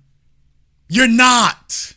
That's a lie you want to tell yourself. You were not a good man. You were just a thief. A wannabe thief. You weren't even a competent one. You were just a sloppy wannabe thief. And what you found out was that she wasn't worth the heist. That's what you found out. You thought you were doing something slick and that you were pulling off this bank robbery. And what you found out was you spent $1 million to rob the bank so you could steal $1,000. That's what you found out. You spent $1 million trying to steal 1,000. And it looks stupid as hell out there. And that's why these guys, they'll only come back later. They'll only come back later. I'm right there, boy. Missed it, man. Y'all shouldn't do that right there. We've known this now for decades. Why were you telling people that was okay to do? Because you didn't have any better options. You weren't worth the effort there. You didn't make sure you had options. And most of all, you were just beaten down. You're beaten down. You're defeated because the weak are. You just want things to be simple and easy. And the demand to have simple and easy made you vulnerable. That's all it did. Fellas, we cannot afford to try to get things simple and easy. The world is going to take advantage of us if we try it. That's a delusion that you feed yourself. The idea that life in the world can be or will be simple and easy. Fellas, it's a vulnerability. That's a chink in your armor. You are vulnerable if the world sees that you want things to be easy. And I don't mean that things have to be hell, but what I'm saying is that you want everything to be laid out and you want it to be no effort and you want it to just be plopped in your lap. And what I'm saying is hoes plop in your lap. Trouble hops in your lap. Worthless things plop in your lap. Yeah, they got trash gets plopped in your damn lap. You want something valuable, you got to pick it, and it's going to cost you something. Okay, a man ain't got a problem paying what something is worth. We got fellas sitting up here trying to turn a Buick into a Bentley. So no, I don't feel sorry at all. None. No way. It don't bother me. Y'all fellas go out here, try to go find some homeless chick. They try to find some chick down on her luck. They try to find some bad luck broad.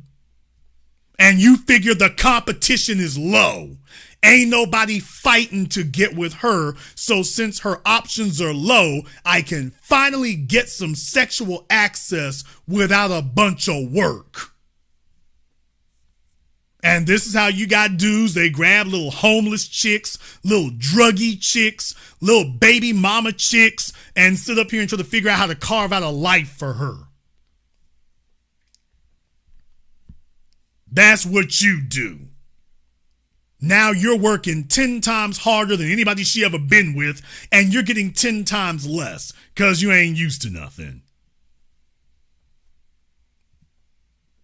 Ain't used to a damn thing. And then they'll be the first ones on the internet sitting up here bragging about what they did and how the rest of us are substandard.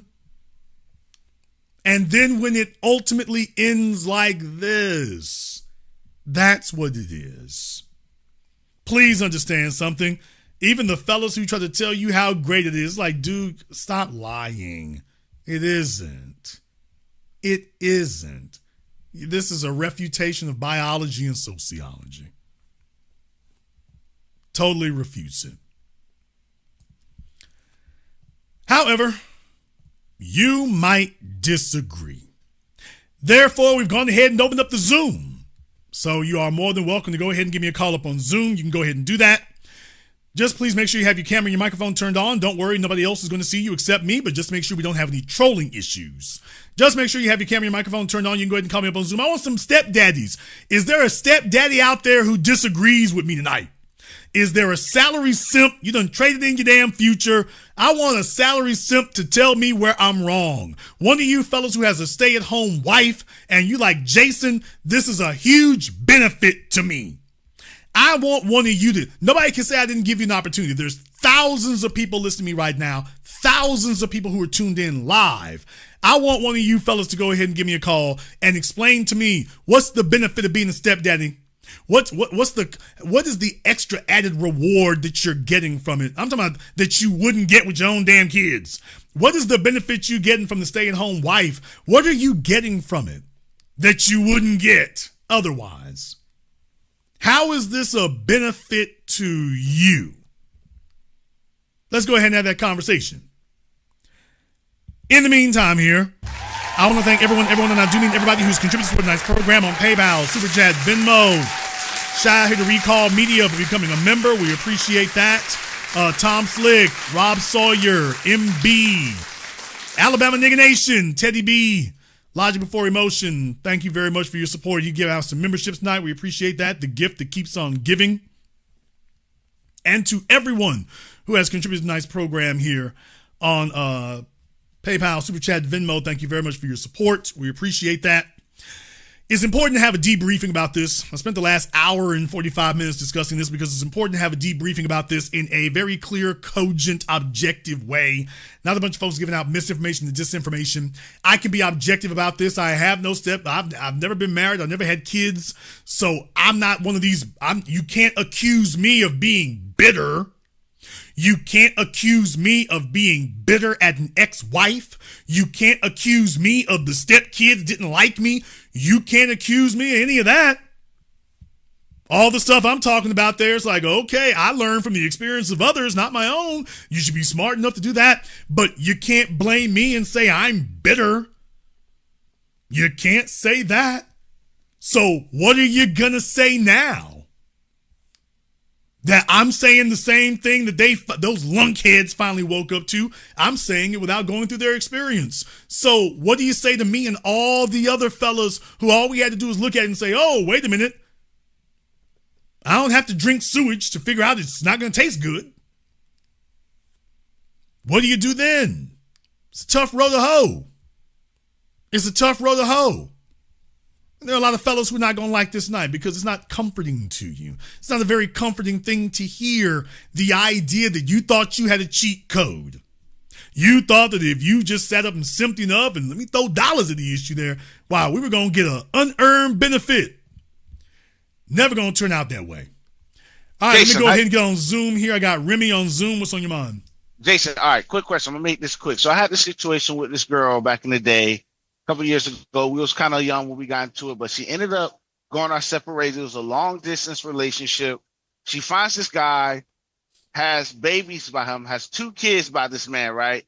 We were still talking and all that, but I kind of knew deep down, you know what I'm saying, nothing might inspire from all of this. Okay, wait a minute. You know, let me make sure I understand the construction of that sentence. Are you saying that she found a guy and had 2 children by him? Correct. Okay, go ahead. And you know, we still talk to this day. It's short there and there, but I wanna like cut it off, you know, because I know nothing's coming from it. You know, it's a waste of time. You know, I'm talking to you, and it's like she still lives with the guy, but she still like contacts me, and I think it's fucked up. You know what I'm saying? Like, you know, like me and you used to have relations, but you still going behind this man back talking to me and all that. And I think cheating is anything that you won't do in his face. So how should I go about it? Should I just cut it to a raw, like, hey, look, man, this is it. We got to stop talking, yada, yada, yada. Or should I just like ghost her? You know what I'm saying? Food for thought. Fellas, the rules have changed. I don't know how to make it any plainer to the world. The men today are operating with an obsolete operating system.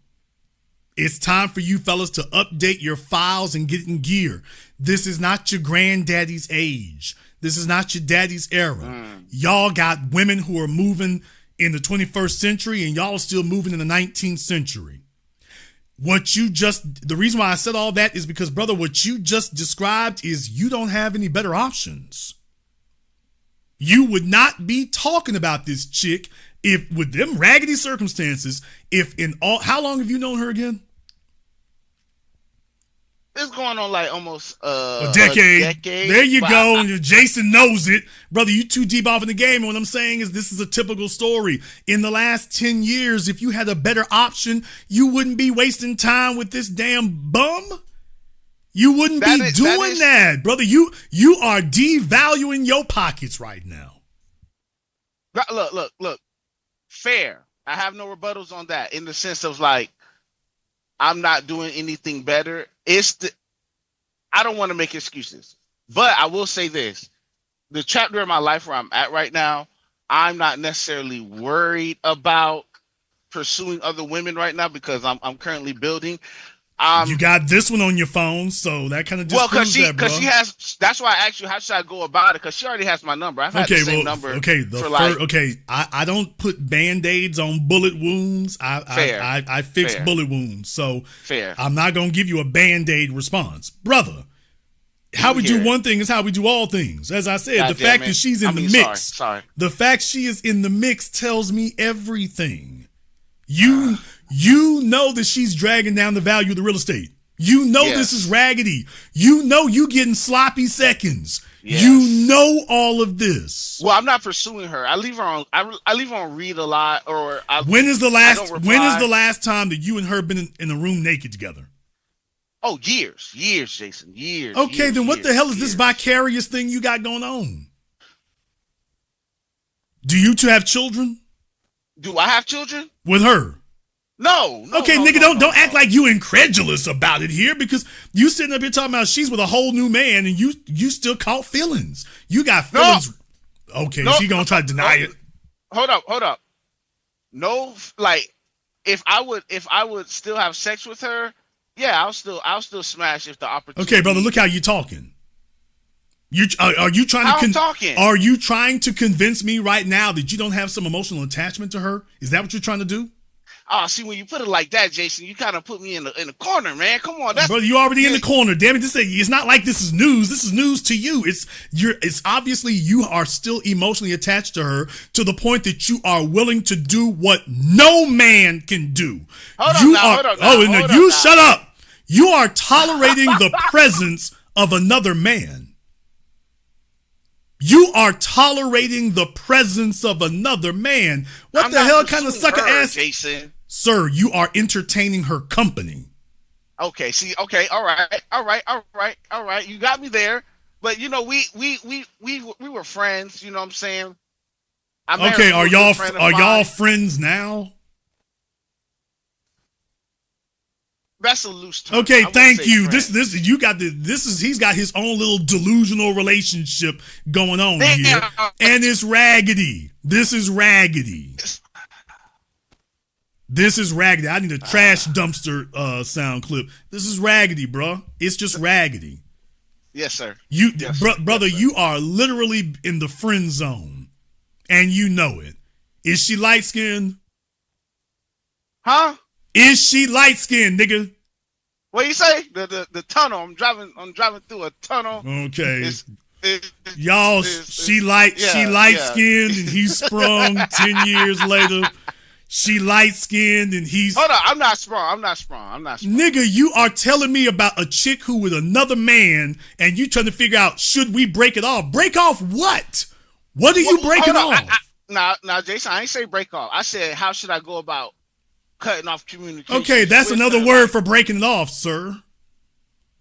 Jason, how can I end it? Dude, how do you end it? Don't answer the damn phone. Don't call her. Well, I don't. That's why I should have been more descriptive in the sense of she continues to like contact me. Okay, no. She don't continue to contact nothing. It's just you answer the phone because you ain't got nothing going on. And she knows that. In other words, this is the problem with being a simp, brother. She knows that you are sitting right where she left you, and that when she calls you, you will answer. I get played, Jason. When I want it, I get played. Then what the hell is she doing? What the hell is she doing hogging minutes on your phone if you got better options? What are you talking about? The relationship, how it conspired, it was. She's a sweet girl. I'm not going down talk her. She's a sweet girl. The dude that she's with situation, and I told her it's because she's talking to me because the situation that she's in is unenthusiastic, I would say. Is it your obligation to give her excitement? What is your goal with her? Because a man should not have a female in his life that he doesn't have an agenda for. So what's the agenda? No agenda. It's not like I have a plan. There's no agenda. So she's just hanging out loitering. Essentially. And you're not even having sex with her. So what is the point of her being in your life? What is the point? Well, see that. You already answered. You don't fix bullet wound. Okay, brother, you are emotionally attached to her, which means you still want her, and you're tolerating. Sir, I disagree. You're tolerating her being involved with another man, and you're just hanging around. This chick got a whole man and you're just hanging around. I want you to start recording yourself so that you can show your friends and see if you're proud to show yourself that way. Well, see, I have a group of friends that I've been cool with for a long time. Most of them, they're saying the same thing, essentially. Not as blood raw, which is fair. You're Mr. Black, I understand. I expected this, but they're in the same atmosphere of where you're getting at, like, bro, stop talking to her. Yeah, and it's like, yeah, I should. I think what I'm giving grace on is just that I've known her since we were like in high school, and it's not like I'm in love or I have feelings Okay, for her. That I want fellas, to make her my girl. y'all gotta let nostalgia go. Nostalgia is, here's the problem with nostalgia. I've told you over and over again. The problem with nostalgia is it was never as good as you remember it. Right. Nostalgia, it always smells sweeter. It feels better. It sounds nicer. It looks prettier. That's the problem with nostalgia. That's not the reality. What's in your eyes is reality when you're on the scene. And the fact that she's over there and you're over here, that's what reality led you to. And your lack of options is causing you to indulge in nostalgia. You are completely disregarding the reality. She is getting felt up by another dude as we speak. And you can talk about how she feels about him if you want to. All we know is tonight she's going to be laying next to him.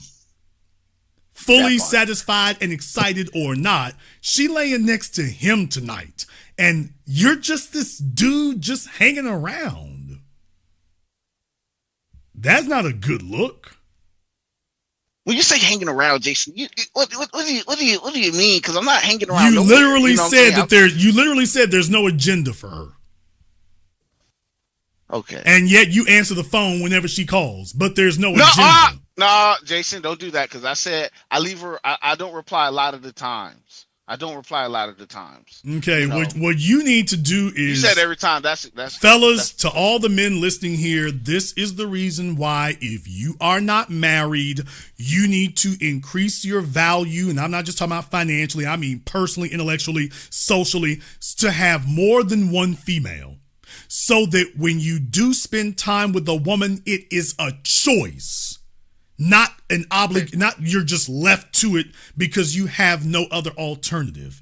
You should have options in females so that when you are in a female's company or you do answer the phone, it's a choice because if she's doing something you don't like, you got the option of not answering it because you ain't gonna be alone tonight. So she doesn't have a monopoly on your time or your being, and you find yourself tolerating crazy situations like this where you just hanging around and all you're doing is inflating her personal value to herself.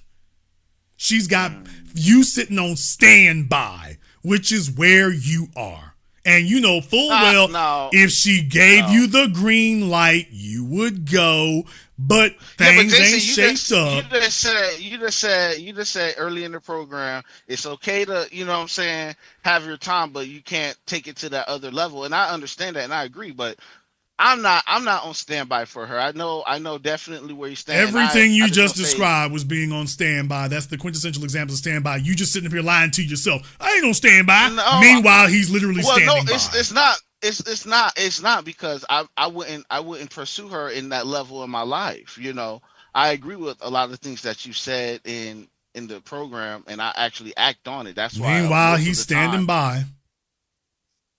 But when you say standby, you make it seem like I'm like twiddling my thumbs in the corner. All right, now we lead a man. Okay, the bottom line is you called me up to discuss a female that you claim you are not personally involved with. If you are not personally involved with her, why is this a big emotional turmoil for you? To the point that you're using relationship phrases like, how do I end this? End what? Terminology could have been better. Terminology me ass. What is there to end? Well, obviously you have something. Well, yeah, he's got a nostalgic, emotional attachment to a female he used to be with, and she's really H0es, and he is refusing to accept that that's what she is, and that you're never going to be able to reconcile it. Hoes spend their lives crashing from one dude to another, leaving a slimy mess wherever they go. Your job is to hit the showers and wash the mess off of you, not to tie yourself in knots trying to figure out how you're going to redeem her. Her value is already liquidated. She's already totaled. You're not going to be able to rebuild it.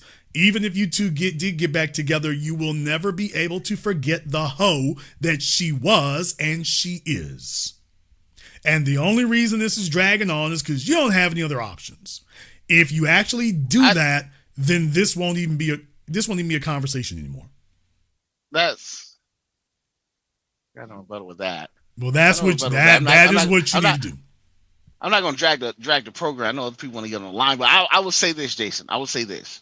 You're spot on. Like 97%. All right. 97%. You're the man. I can't, OG Jason Black can't. I don't know. Brother, this is a raggedy situation. We went to high school together, brother. We ain't in high school no more. And right, fair. You're acting like this is your first chick you done laid up with. No, sir, it's not. Like, this is his first shot of sex, y'all. He's still on it this time. This is what happens. Don't do me like that. This is what happens when a man doesn't develop the ability to talk to females. When he doesn't have that, he gets stuck with one, and he spends years or decades trying to negotiate that one.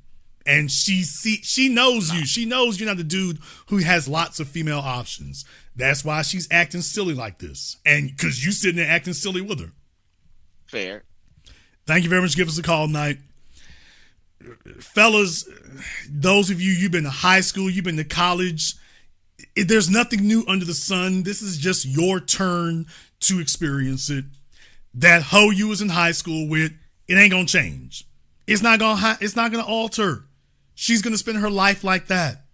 She's gonna spend her life hoeing, sleeping with random dudes, sleeping with married dudes, throwing her legs open for fun, throwing her legs open and don't even know why she doing it because she got unresolved daddy issues, and you sitting there crying and pleading, why would you do that? She don't even know why she does what she does. She just reacts and responds. She's impulsive. Now you're letting somebody else's messed up life become yours. You reach manhood when you sit up and let your parents, your siblings, your friends, your teachers, your clergy, your exes, when you realize that there's a mess, when you make a decision that, okay, I'm cutting that off, that's when you reach manhood.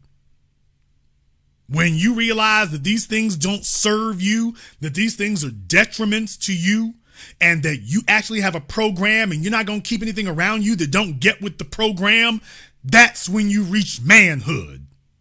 But going round and round with the same hoe that you were going round and round with in high school and she ain't never got right, bruh, you the problem now. She's not the problem anymore. You are. The fact that you're giving her another phone call to go round and round, why are we going round and round with another man's woman? Well, Jason, she might get it together and think you to be good. It was never that good. It never was like that. And if you actually had other options, you would be able to just accept, it never was like that. And leave her to be somebody else's problem, including if that means her being an alley's problem. Maybe she needs to be some freeway overpass's problem, some street corner's problem. But at what point do you say, you know what, you don't have a right to be my problem? You'll reach manhood when you've gotten there. When you get there and that's how you live your life and your agenda is overriding everything, now you're a man. All right, let's go ahead and get Tyler up here on Zoom. Tyler, what's on your mind? What's going on, brother? Jason Black coming through with the hot fire today, taking no prisoners. That's okay. That's okay. It's a war out here. Jason, I'm kind of dumbfounded a little bit because one, when you help out when you play stepdaddy, right? Different levels of stepdaddyism. You're trying to fill in, right? Let's say maybe her man got caught up, right? Let's say during daddy was a Black Panther during the 60s. He got taken out, right? Because he was doing legit work, right? Like Fred Hampton. I don't know if Fred Hampton's lady was pregnant or not, or if they had kids. But if you step in for Fred Hampton, is that the same type of baby daddy as the last caller per se, or is that like, are there levels to it, or is it all just you a stepdaddy, you a stepdaddy? Okay, let's go ahead and address what you just said. What you just said is an outrageously deceptive, self-deluding concept, intellectual hypothetical exercise. Here's the reason. Take a look at the examples you're trying to give. A Coretta Scott King, a Betty Shabazz, a Kathleen Cleaver, name whoever you will. Brother, you talking about the top 1% of the top 1% of the top 1%. Those are unicorns. Well, Jason, what if it's a unicorn? Okay, so I'm supposed to advise you, well, you know what I mean, if a unicorn show up, though. Is that what I'm supposed to do? I'm not going to do that. I'm not going to tell grown men to go looking for unicorns. Nor am I going to advise them of what to do when you meet a unicorn. Okay. If you find a unicorn, you take your chance. I guess you're going to take your chances. But we call them unicorns for a reason. But all right, Jason. Now, okay. You asked a question. Am I going to answer what? That's my first answer to that part of it. But it's not a singular answer. So under the best circumstances, I would tell you, well, those are unicorns you named. That's not the average single mother. Nor is that the average divorcee. Nor is that the average widow. You named incredible exceptions.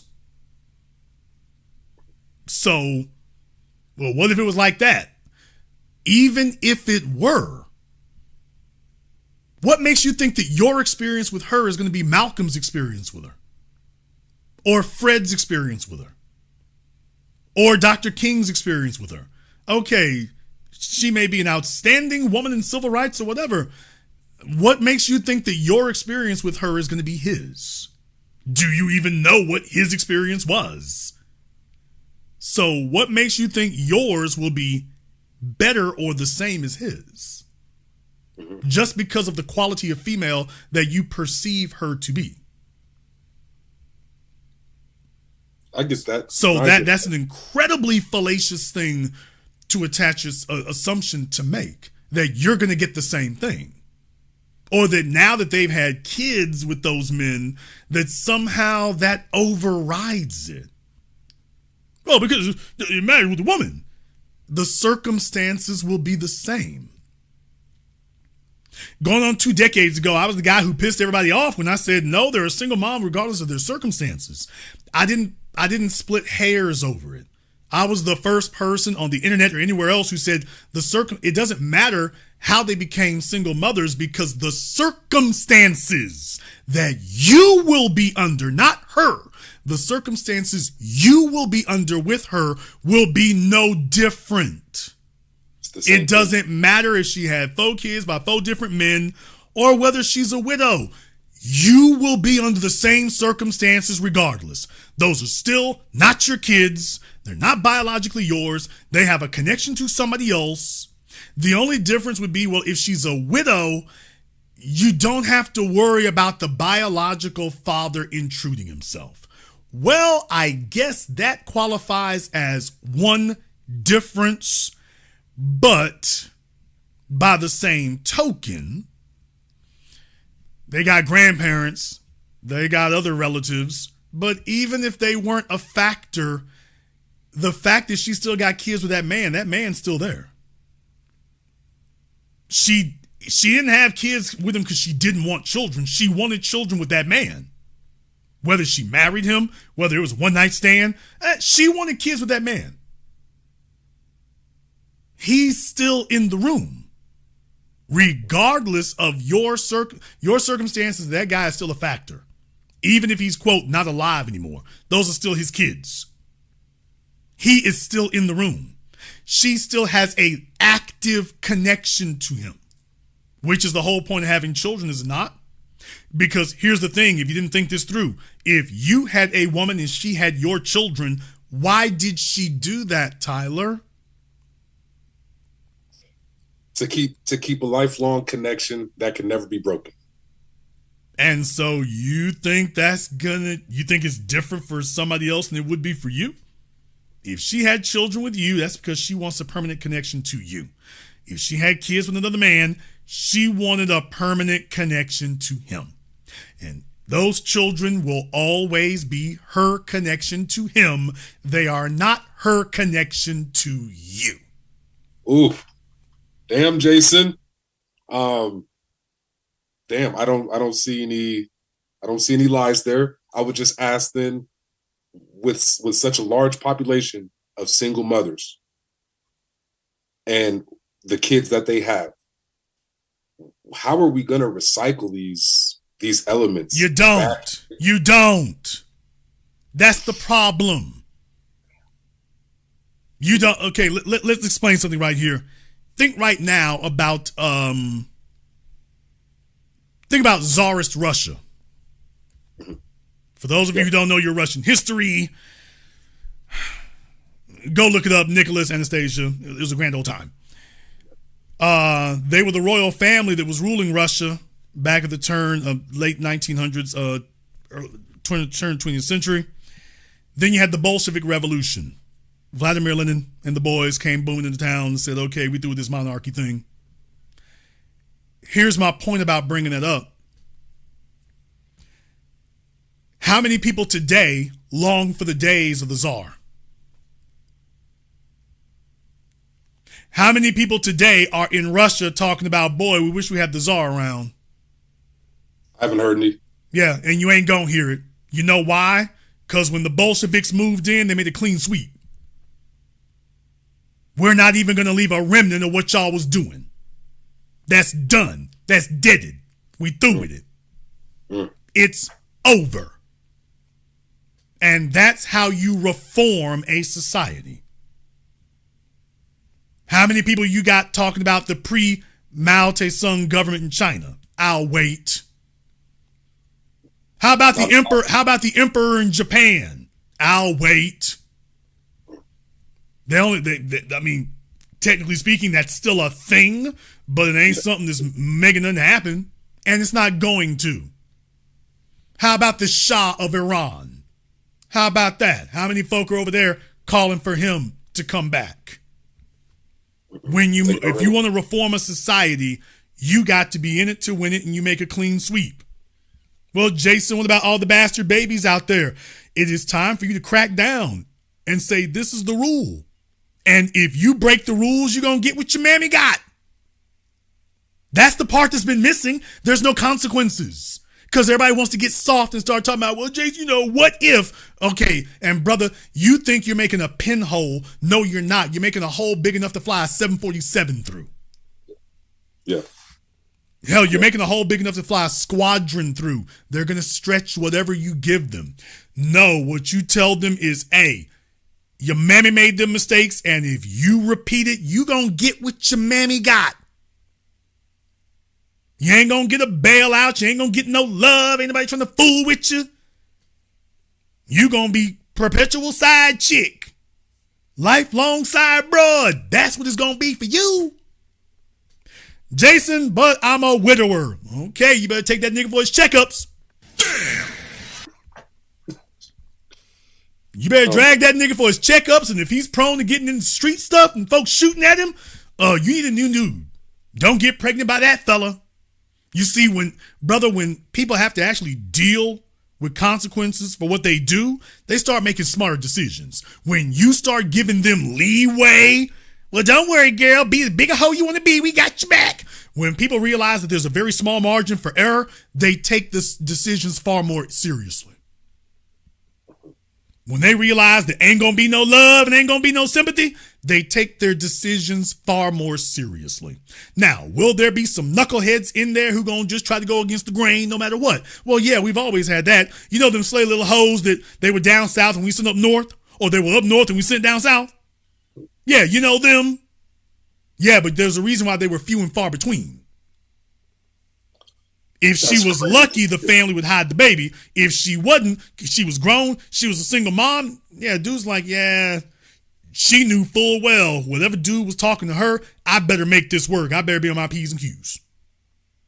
That's if you could find a fellow who would do it. The smart ones are like, yeah, baby, you just gonna have to lump it. And she would be an excellent female, and maybe there's a fellow who he makes you his companion. No, not his wife. But you get to be his companion. Yeah, you know, one of them other chicks he talked to. He might throw a few dollars, but you're his companion. Oh, that's a concept that men need to rediscover, folks. For real, for real. The European aristocracy, I'm not going to get in the way they do it in Africa, but South America, Japan, Asia, they have cultures of this chick she don't qualify to be no wife, but she cool people. She can be the companion. Okay, if somebody threatens to whoop her ass, I'm gonna say, hey, you can't beat up on this. That's my little companion there. You can't do that. She need a few dollars. It's like, okay, let me go ahead and do that there. Let me patch that together for you there. It's not too damn much though. Not too much. Don't get carried away. I can turn this spigot off like I turn it on. Don't get carried away. Keep it low. Okay, so that's the way that men used to have discipline and understood that. Males today are so damn desperate to have a sexual partner that they buying houses for chicks that they need to be buying shoes for. She's worth a pair of flats. She's not worth a flat, for my friends in the UK. She's not worth no damn house. Let me get the damn paper together. Let me get my GI Bill. And so there's the problem is we have males who are not comfortable having female companions because he's lonely. And maybe if he developed a damn personality and proved to himself that he can entertain the company of more than one woman so that he can have companionship on demand. That they sitting there waiting for him to call. When a man has that ability in his life, he ain't keeping around scum suckers. Or at least they ain't pulling no damn rank. Too many options. So when you got a chick, she go screw things off. It's like, hey, baby, look here. The sex is fire. I got to get my hat, my coat. Forget my hat, my Gandhi. I got to get my hat, my coat. And for you to be all right with that, the problem is the fellas hate the men who can do that and be all right with it. They want to diss them and talk like hoes. And then they get wrapped up with they chase this little, I guess he thinks monogamy fantasy, but he's done grabbed a damn scum sucker and bottom feeder and bottom dweller to do it with. And it's just like, dude, bruh, she's not fit for what you're trying to do. Yeah, she's available for what you're trying to do, but she's not suitable for what you're trying to do. But she's the best you can do because you have not challenged yourself and demanded of yourself to have better options. So that your company with her is a choice, not an obligation, because you ain't got nothing else. And if you actually fix that problem, you realize, she's not fly enough for all that overextending you were doing in the first place. When you got options, that's the first thing you realize. When you got no options, McDonald's is a gourmet meal. And there's where the disconnect comes from. So regardless of how she became a single parent, you will be in that situation, those circumstances regardless. Everything else will be the same. And if a chick is a widow, for example, dude, she didn't want that relationship to end. Nope. You're lying to yourself. If you walked by her on the street when she was with that man, she would not acknowledge your existence. You didn't exist. Okay, so how is it that now that he's dead, all of a sudden you're the greatest thing in the world? If she worked with you at your job, you would not be an option if that man was alive. So even if she met the two of you at the same time, she still chose him. You think the fact that he's dead changes the fact that he was her first choice? You think that changes it? No, it doesn't. Nope. Y'all can be cool as you want to be, but it doesn't change the fact that, by the way, if he was still alive, he was her first choice. Even dead, he's still her first choice. You are number two. If he were alive, she still would have chosen him. You would be number two no matter what. Now, are you man enough to accept that that's just the plain, simple, brutal reality? Or are you sitting up here telling yourself pipe dreams because you want to believe that, no, actually things have changed? Nothing's changed. So you two can get along, but this is what it is. You have not replaced his importance. You've replaced his resources. But you have not replaced his importance. So that is what you signed up for, and that is where you will be. And there's nothing you can do to change that. Now, I didn't say you two are at each other hammer and tong, but that's the reality of the nature of you two's relationship. So if you want to limp along with that, go right ahead. If you think you can abide it, go right ahead. I just hope the female plays along with you. Jason, just one last thing, because I really wanted to get a psychology analysis from you real quick.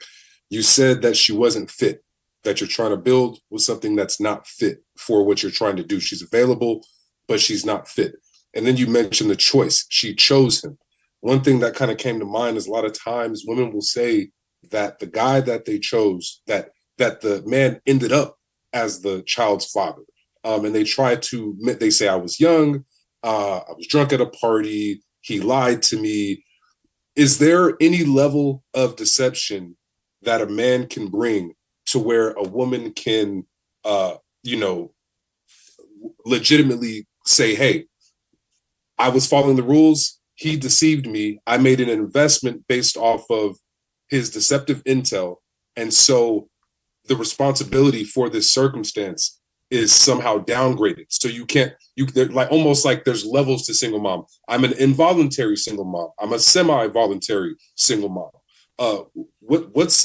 Is there a level for that? Is there some sort of circumstance where she can come, or are we saying straight from the jump, I don't care what the circumstances were. If it wasn't the R word, it is your full responsibility. And then they're okay. You're trying to massage their psychology to say, well, Jason, what he's really trying to say, everybody, is that, well, Jason, how do you know that that's the mindset that she's of? How do you know that's the mentality that she's of? How do you know it's a whole mindset and a whole mentality? And what I'm telling you is that chicks don't get pregnant by accident. That's the big lie that men want to tell themselves, because you want to believe that you're somehow the most important factor and that them butt cheeks belong to you. And females know the biggest way to turn a man off is to tell him it don't belong to him. True. So this is a lie that men feed themselves. Females know it's a rookie mistake. It's not even a rookie mistake. It's just a dumbass mistake to make a man think that she don't belong to him. Now, when you piss her off, that's when she tells you the truth. When she get ready to leave your ass, now she shows you the truth. Now, the chick who was chasing you in the parking lot and busting out your windows and keying your car, oh, that was the one that, yeah, you the one for her. You are it. She's willing to go to jail in the death chair if she's not with you. Oh, okay, she means that. That one means it. The rest of them, no. No, she's like, yeah, now I get to tell you what I really think. It was never that serious. It was never that real, but I needed you to believe that because I need you to be permanently, fully invested in me. I got to get you fully invested. I can't have any ambiguity.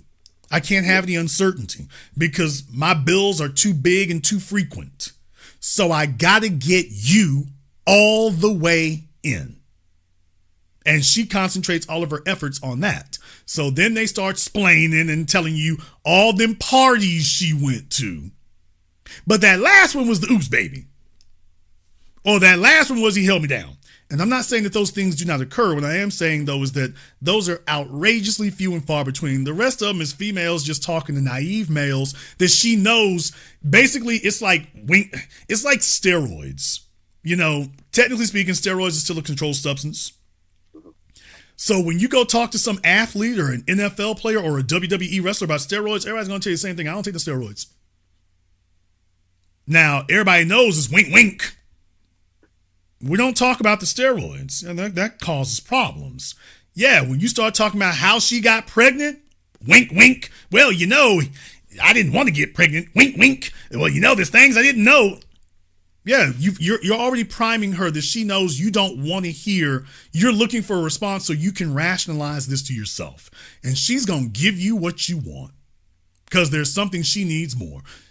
Every female listening to me knows fellas want to be lied to. Or at least when you start doing things like that, oh, he wants to be lied to.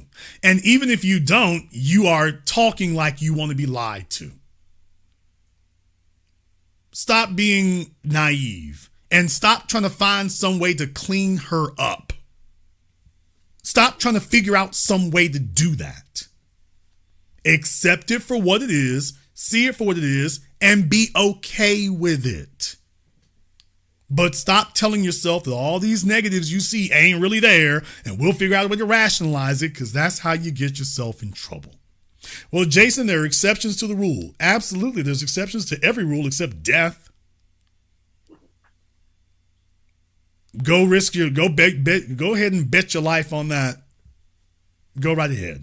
But the bottom line is, I don't care what caliber of female she is. You are going to be a captive to her situation. Maybe she's a hoe, maybe she ain't. Maybe she's a widow, maybe she isn't. Maybe she's a dumbass, maybe she isn't. But you know what I guarantee she is? I guarantee she's a situation. Now that I guarantee. Regardless, she's going to be a situation. Regardless of her quote unquote character, it's still going to be a situation. And you can fantasize about how if you got with Betty Shabazz, Attila, and the rest of them would be falling right in line for you. Okay. I was a big fan of your dad. Okay, that's a hell of a startup line. Tell me how dominant you can be in a home, telling the kids how big of a fan of their dad you were. I got you. It doesn't matter, even though it's Betty Shabazz. Those are another man's kids. That's a universal situation. Much less if they are the man's kids. This is why I'm telling y'all, with Future's kids and Russell Wilson, with Future's son and Russell Wilson, like, nigga, y'all can fool your damn selves if you want to with that. I showed you all everything you need to. Everybody got black hair except that boy. Everybody except him. Like, you can see he takes after his biological father. The older he gets, the more he takes after his daddy. You can see it. And as long as his father is still charting, when he gets to high school, is anybody going to want to hear about him and his washed up stepdaddy from the NFL? Nope. All the girls going to be in their iPhones with his biological father's music in there. Don't you know that's going to make life easy for him? All the girls going to be trying to talk to him, but not because of no damn Russell Wilson. So it's even worse if you're with a fella who's on that kind of level. Dude, all you can do is just be the help. I'll let you have the last word. Jason, appreciate you as always. Looking forward to some great broadcasts tomorrow and on Sunday. B1. Okay, thank you for giving us a call tonight. Let me see if I can get Ian up here. Fellas, don't fool yourselves. I mean, it's a cold-ass game. But by the way, females don't soften it for us. I mean, if our circumstances are bad, the females don't massage a damn thing for us. If your money ain't right, nigga, kick rocks. You got another chick, nigga, kick rocks. Baby, I lost a leg, nigga, kick rocks. Oh, you can't kick another one. Nudge rock. Flick it with your fingers. All right, I got Ian up here on Zoom. Ian, what's on your mind? All right. First of all, I want to say peace unto you, Jason, and thank you for the H0es broadcast that you did. That was very informational, very informative to myself. I got 3 points. First, the first guy, I agree with a lot that you're saying. I just want to add something to it. As far as the Disney programming, I think he was operating on a Prince Charming type of archetype.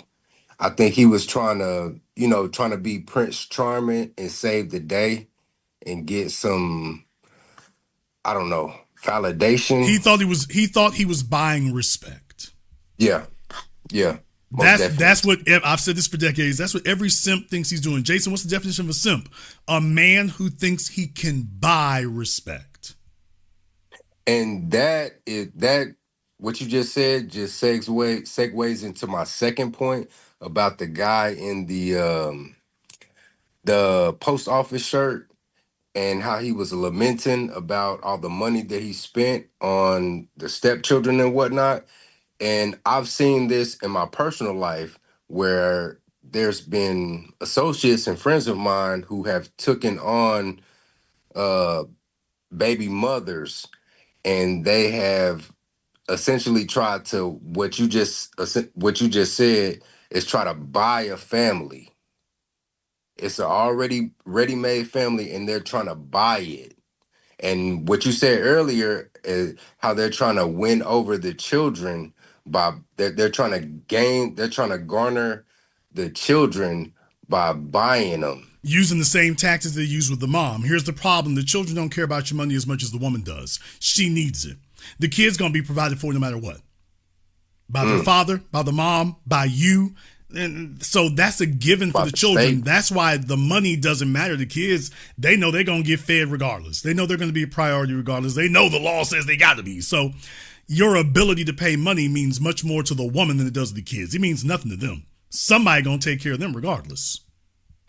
And the last part, that one guy who was dealing with the gal who kept hitting him up periodically, and he was dealing with nostalgia.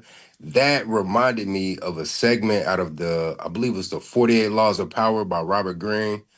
I forgot which law it was, but the law was avoid the unlucky and the unfortunate. Yeah, that's the law. Avoid the unlucky.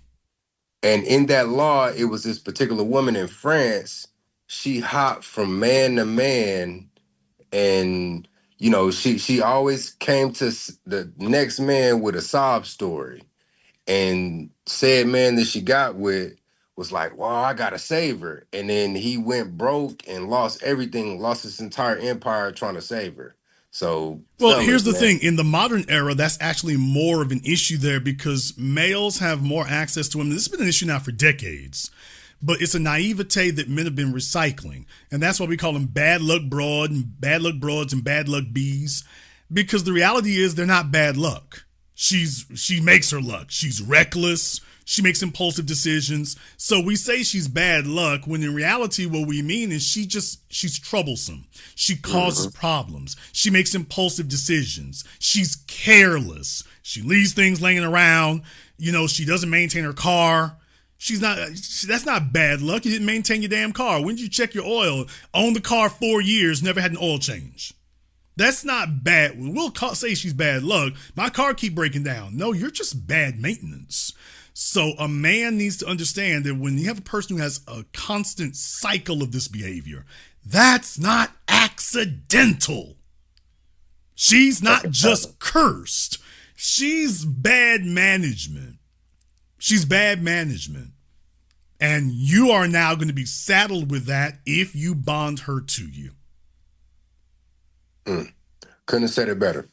Peace, Jason. Thank you very much for giving us a call tonight. We appreciate that. Yeah, I mean, they look at you. You want to believe that? I'm looking for an easy way out. Fellas want to do that. They want to look for an easy way out. They want to look for an easy win. They want to pay their way. They just want the females to knuckle under. Damn it! Can you just go ahead and make this easy for me? Can you just go ahead and make it easy for me? I just want to have a simple life. Sex should be a given. Just drop it off. I'm not asking very much. Okay, but if you don't have any other options, then you're going to have to tolerate that. Because you thought she was dealing with you from a position of weakness. In reality, you're dealing with her from a position of weakness.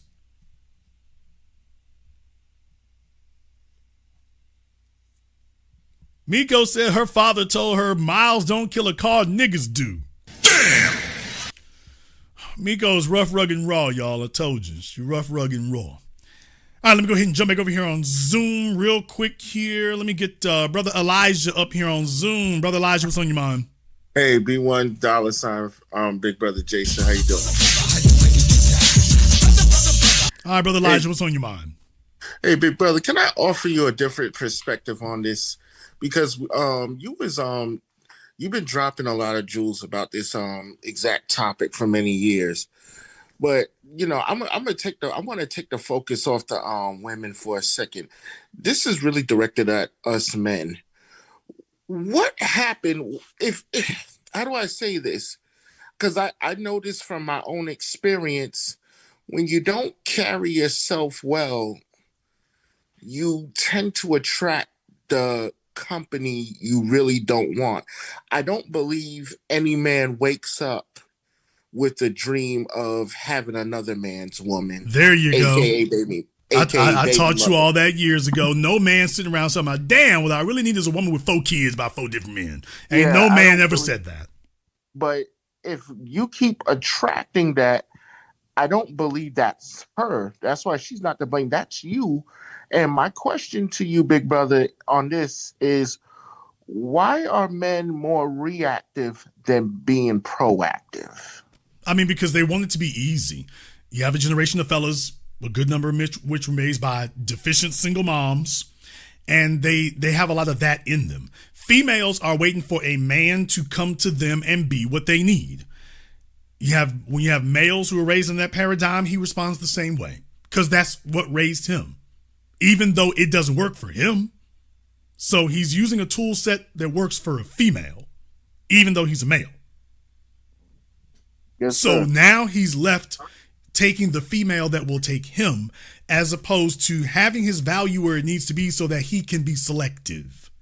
The men we were talking about here tonight were not selective. They grabbed the females that would take them. Right. Even though what he was offering was far more valuable than what she was. But he's not dealing from a position of strength. About that, I mean psychologically. So if you're psychologically defeated and psychologically weak, you're not dealing from a position of strength. You can't. And the other thing is, excelling is hard. It's hard mentally, it's hard emotionally. When you've been coddled, you're fragile. When you're fragile, hardship makes you ache without even moving. So that's why I said from the beginning, they want the easy way out. They want easy. Damn it, they want easy. I don't mean the rapper. They want things to finally be easy so that just like the women are looking for their soft life fantasy, the males are looking for their easy routine fantasy. He wants to know where his money coming from. He wants to know where his meal is coming from. And he wants to know where his sexual access is coming from. That to a man allows him to settle into a routine. That alleviates a lot of stress. If you're a man who doesn't get sexual attention like that, you're trying to figure out how to turn that from being something you guess about or wonder about into something you just can rely on. Okay, well, if I go all in like this and, well, she's compromised and she needs some help. So he's figuring, things are going to go easy and they're going to go quick. Because let's just be honest. When the female is running around with another man's kids and you come up here approaching her with your money, you know what you're doing. You know you're trying to make a transaction. You know you're trying to negotiate a deal. You know you are. These fellas we've been talking about here tonight, they knew what they were doing. They knew they were trying to negotiate a transaction and negotiate a situation. They knew it. They all do. What they're hoping is that their experience will be different from the others. Then they take to the internet when it inevitably turns out just like everybody else who tried it. I want to make this analogy because you said you harped on this for a lot about easy. It's easy to buy a used car as opposed to a new one. Why is that? You buy a new one, it's going to cost you more. But people don't realize the hard part comes after the easy part, meaning you buy this used car, you're going to be paying the exact same for this car down the road as opposed, or even more, when it comes to all the breakdowns, as opposed to when you just bought that brand new car and everything like that. And my point with that is, yes, true. It's hard to live a lonely life. It is. It's hard to go to a bed every day and you don't have the significant other that you want. But damn, we don't have to settle and thinking of like how you was telling us for many years. Okay, pick your phone back up, Elijah. Stop moving around with it. I'm so sorry. From what you was telling us for many years, ignorance is a choice. We have far too much information out here where we could improve ourselves with our minds, our bodies, and everything like that. And I want to know, is there such thing as getting something easy and it's not going to cost you more? Is that possible?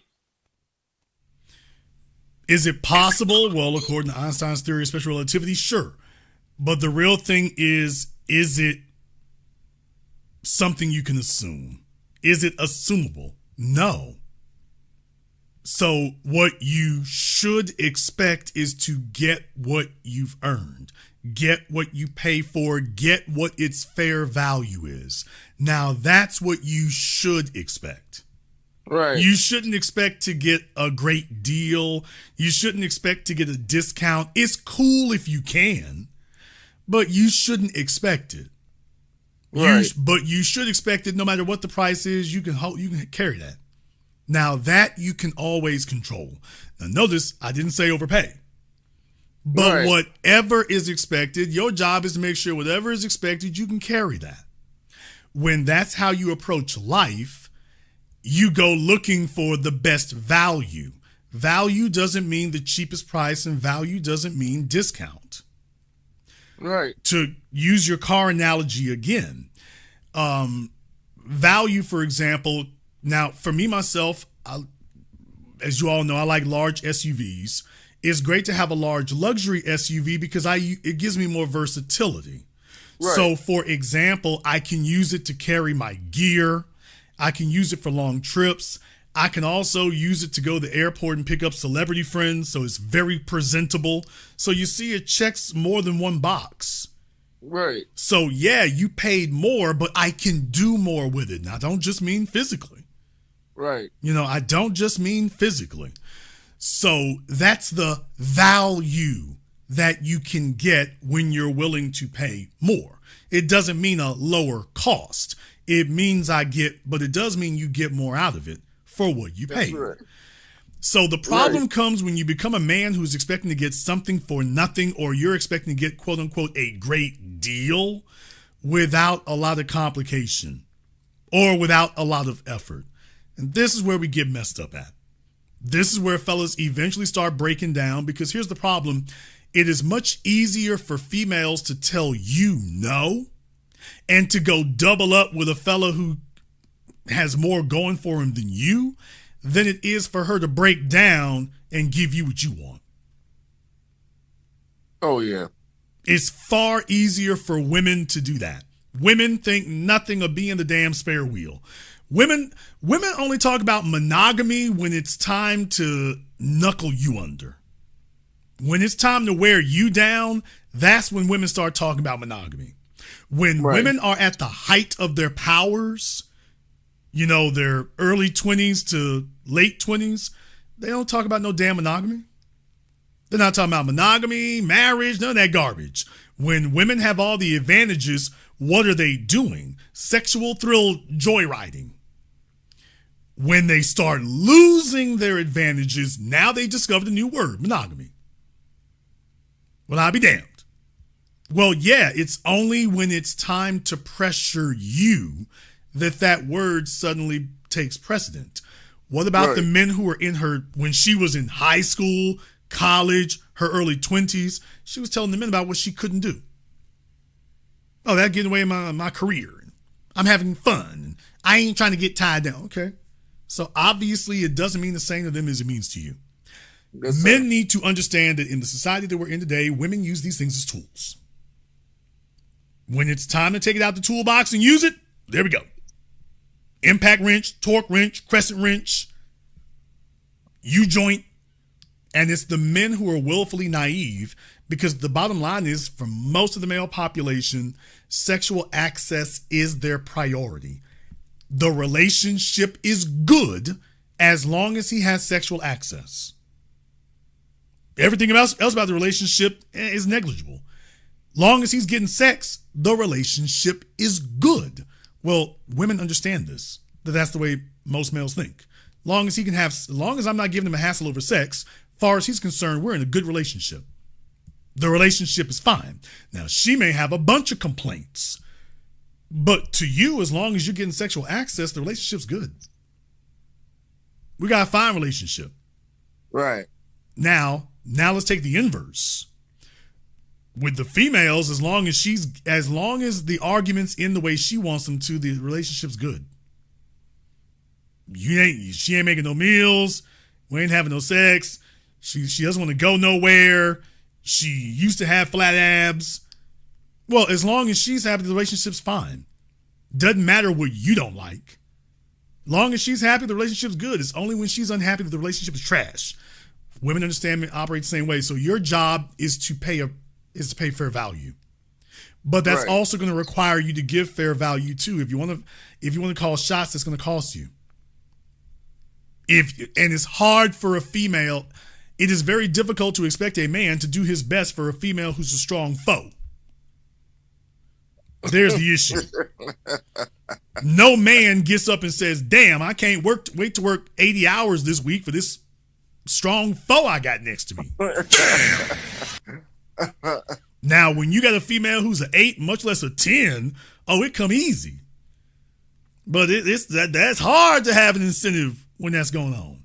It's hard to go buy this Range Rover for this size 18 next to you. It's tough on me. It's tough on me to do that. Damn, a monthly payment. I don't think I can get that down payment together. Hey, we got 0 down. I don't know if I can do that.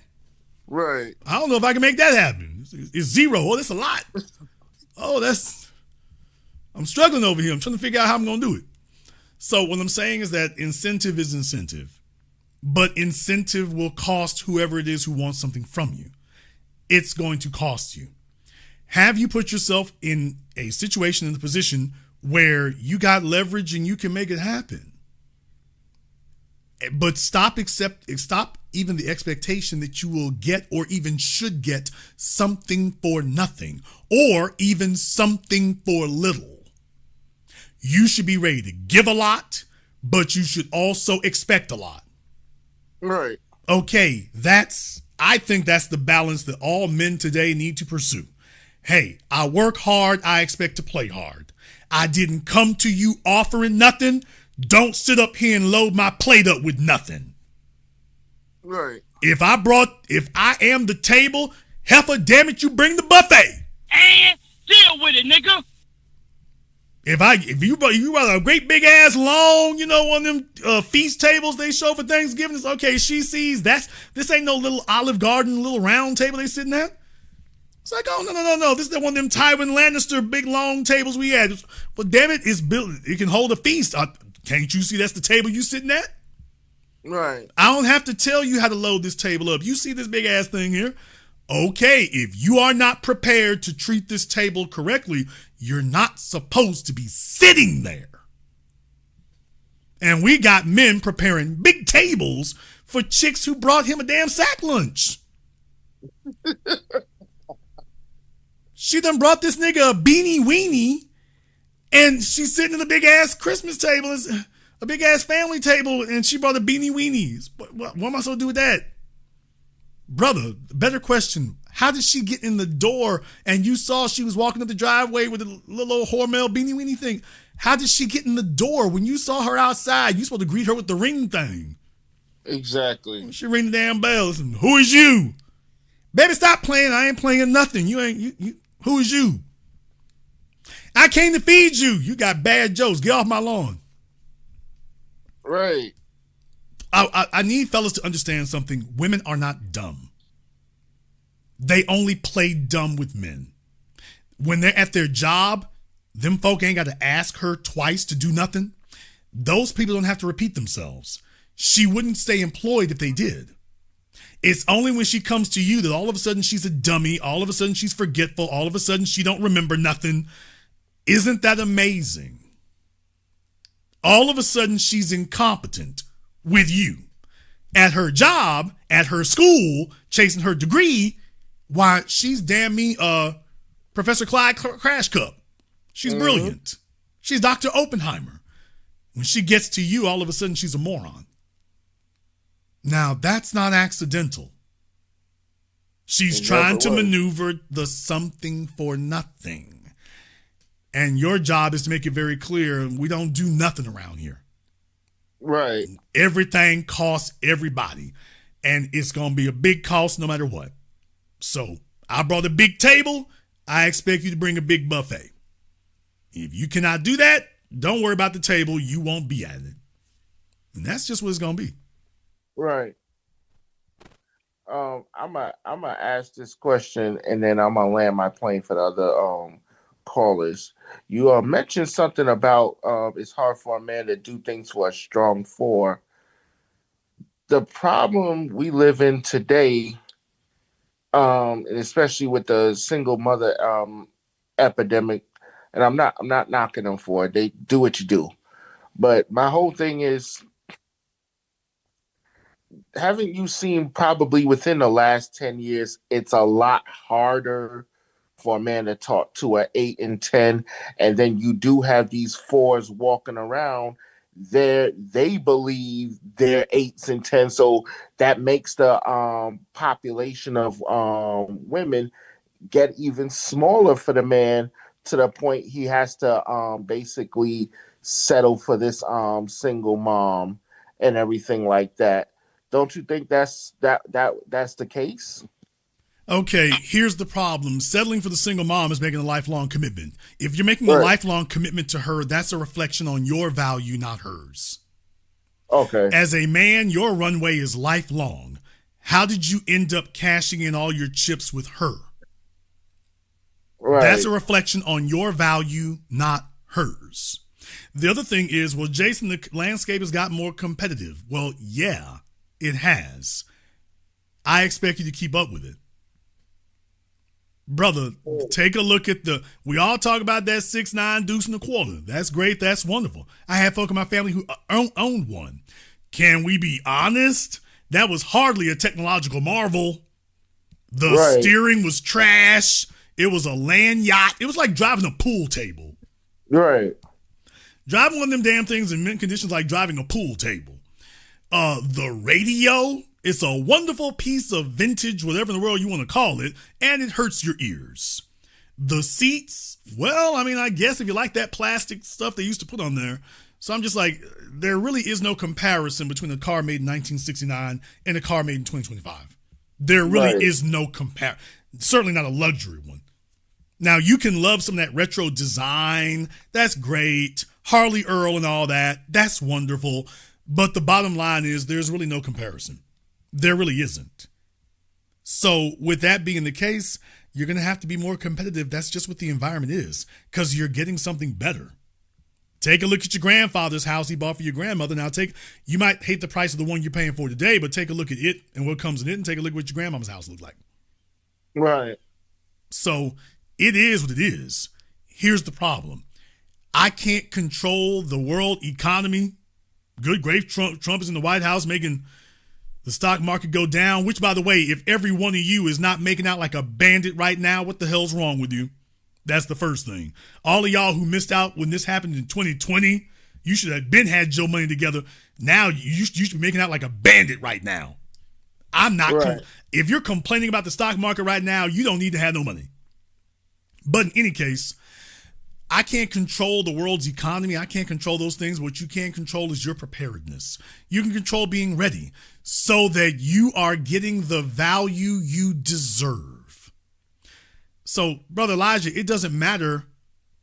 Just understand, if you live in a Buick life, you're going to get a Buick chick. Okay, but I expect her to be worthy of your Buick. If you're going to be getting a Kia, if you're living a Kia life, okay, she needs to be worthy of your Kia. Right. Tell her, hey, heifer, it could be a bicycle. Okay, don't let a bicycle broad get in the Kia. And if you're providing the Kia, don't let her give you bicycle benefits. Okay, you want better than that? Okay, dude, a BMW used to be exotic, no longer is. If you ain't kept up with that reality, that's your fault. Right. It is what it is. Oh, you trying to move with chicks in Miami and LA and New York. Okay, we ain't even talking about Buicks and BMWs no more. Where's your Bentley? Where's your G-Wagon? Where's your Aston Martin? You the one came to Miami. Well, yeah, I love the way they look. Okay, you sound like the H0es trying to get something for nothing. If you want that Miami energy, you got to come with Miami energy. Right. Don't go to Miami if you ain't ready to rock by Miami rules. Stop saying you want a Miami chick and you are not doing what Miami chicks expect. She in Miami for a reason. Right. And if she qualified at a certain level, bro, if you're not going to be that table, why are you here? I can't be upset with her if she doing what she's supposed to be doing. Of course. And, well, Jason, it costs more than it ever has. Brother, that's at the damn gas station. And ain't nobody having sex with you there. Damn. Right. You ain't getting no companionship there. They're like, hey, dude, I remember when gas used to be 75 cents a gallon. We a long way away from that. Oh, we're a long way away from that. Okay, what you want? What do you want me to say?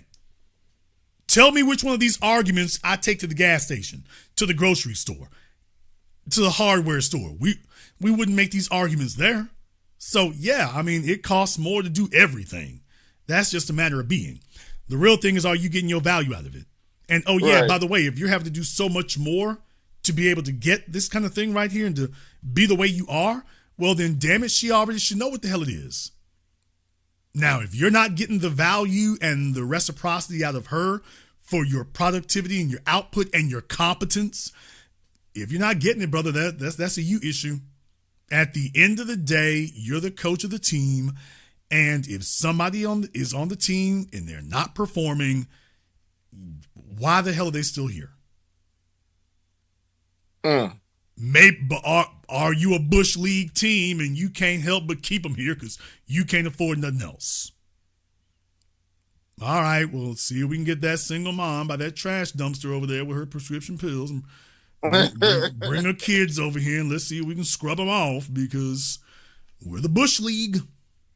And right. maybe she'll be grateful.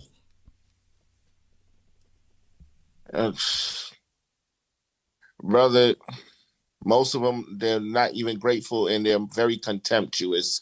With that, I'm going to land my plane $B1 and thank you for taking my call. This is the Biz. Thank you very much for giving us a call tonight.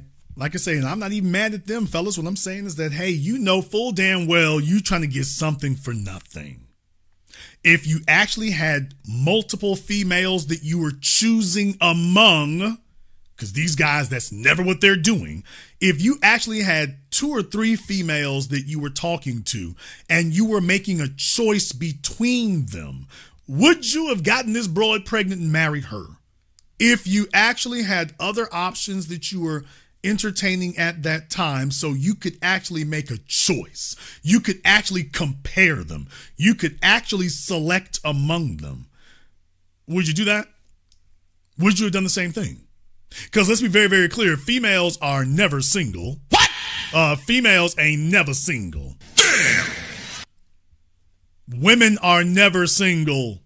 There's always some sad sack, some pension pimp, some salary simp, some desperate dumbass who is approaching her talking about what he wants to do for her.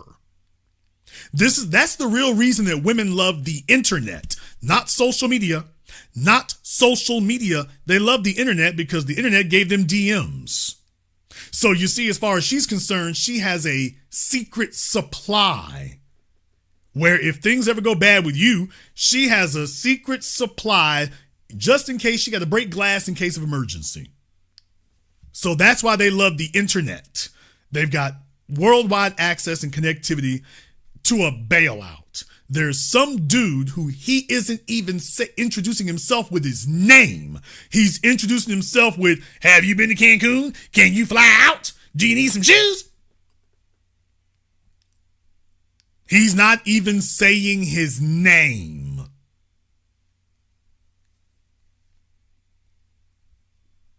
He's introducing himself throwing dollars.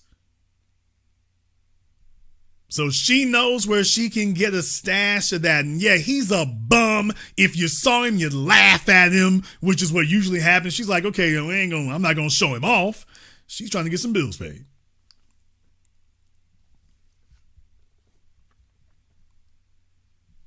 No, I don't feel sorry for them. No, I do not. These guys done made the damn game harder than it need to be. It's already a hard situation to begin with, and they made it hard as hell for every damnbody else with some sense. So they can't go ahead and just do what they got to do. They got to sit up here and contend with the fact that these fellas have contaminated the pool. They've contaminated for everybody else. And to made chicks think that all of us men are just like him, that if they just hold out long enough, if they give us a hard enough time, that eventually we'll knuckle under just like his ass did. So if you want to know why it is the females tend to be more stubborn now, it's because they've run across a bunch of guys like him, and they figure that, oh, if I do the same thing with you, you'll go ahead and bid up the price too. If I just make it hard on you, you'll bid up the price. If I offer you some sex, but then pull back, you'll start chasing. I had a fella tonight, he's still orbiting for a female, swearing up and down he's not doing it while he's literally describing to me his orbiting. It ain't really like that. I'm like, okay, whatever gets you through the night. It's the year 2025. Men need to stop being lazy, fragile, naive, idealistic, and desperate. Get yourself in a position where you can entertain the company of at least 2 or 3 other females so that when you do start talking about lifelong choices, you're actually making a decision that you had more than one option and you just went, well, whoever was the first one across the finish line. Well, Jason, she slapped me down. Okay. But you didn't make a choice. You just took who would take you. And it takes work to get in a position where you have selection among females. That takes work, man. That ain't just handed to you. That's why niggas don't want to do it. It's actual work. It takes work to do that. It takes work to be a man. Let me tell you something. Floyd Mayweather said it. If you got the capability to take care of 5 females, why the hell would you be with one? And deal with it, nigga. You have the resources to take care of 5 females at a top 1% lifestyle level. What the hell are you doing with just one? Okay, well, if you have that capability, why in the hell are you restricting yourself to just one to select from? Whoever's the first one through the damn door, and then you're rolling the dice and praying that this works out when you actually didn't make a choice. You have some preconceived notion in your head about how everything's supposed to just fit into place. But becoming a fellow who can have selectivity and choices, I mean real choices, that's hard, man. That's tough. That takes work. That wears on you. That's stressful. That's difficult. Nobody hands it to you. Everybody's trying to take it from you. Yeah, it ain't easy doing that. Okay, then get in where you fit in and just settle for what you get. And when you invariably find your way on TikTok making videos about how it went down for you, then just understand, okay, well, there's a reason for that. There's a reason for that. Could have been different, you know. Could have been different.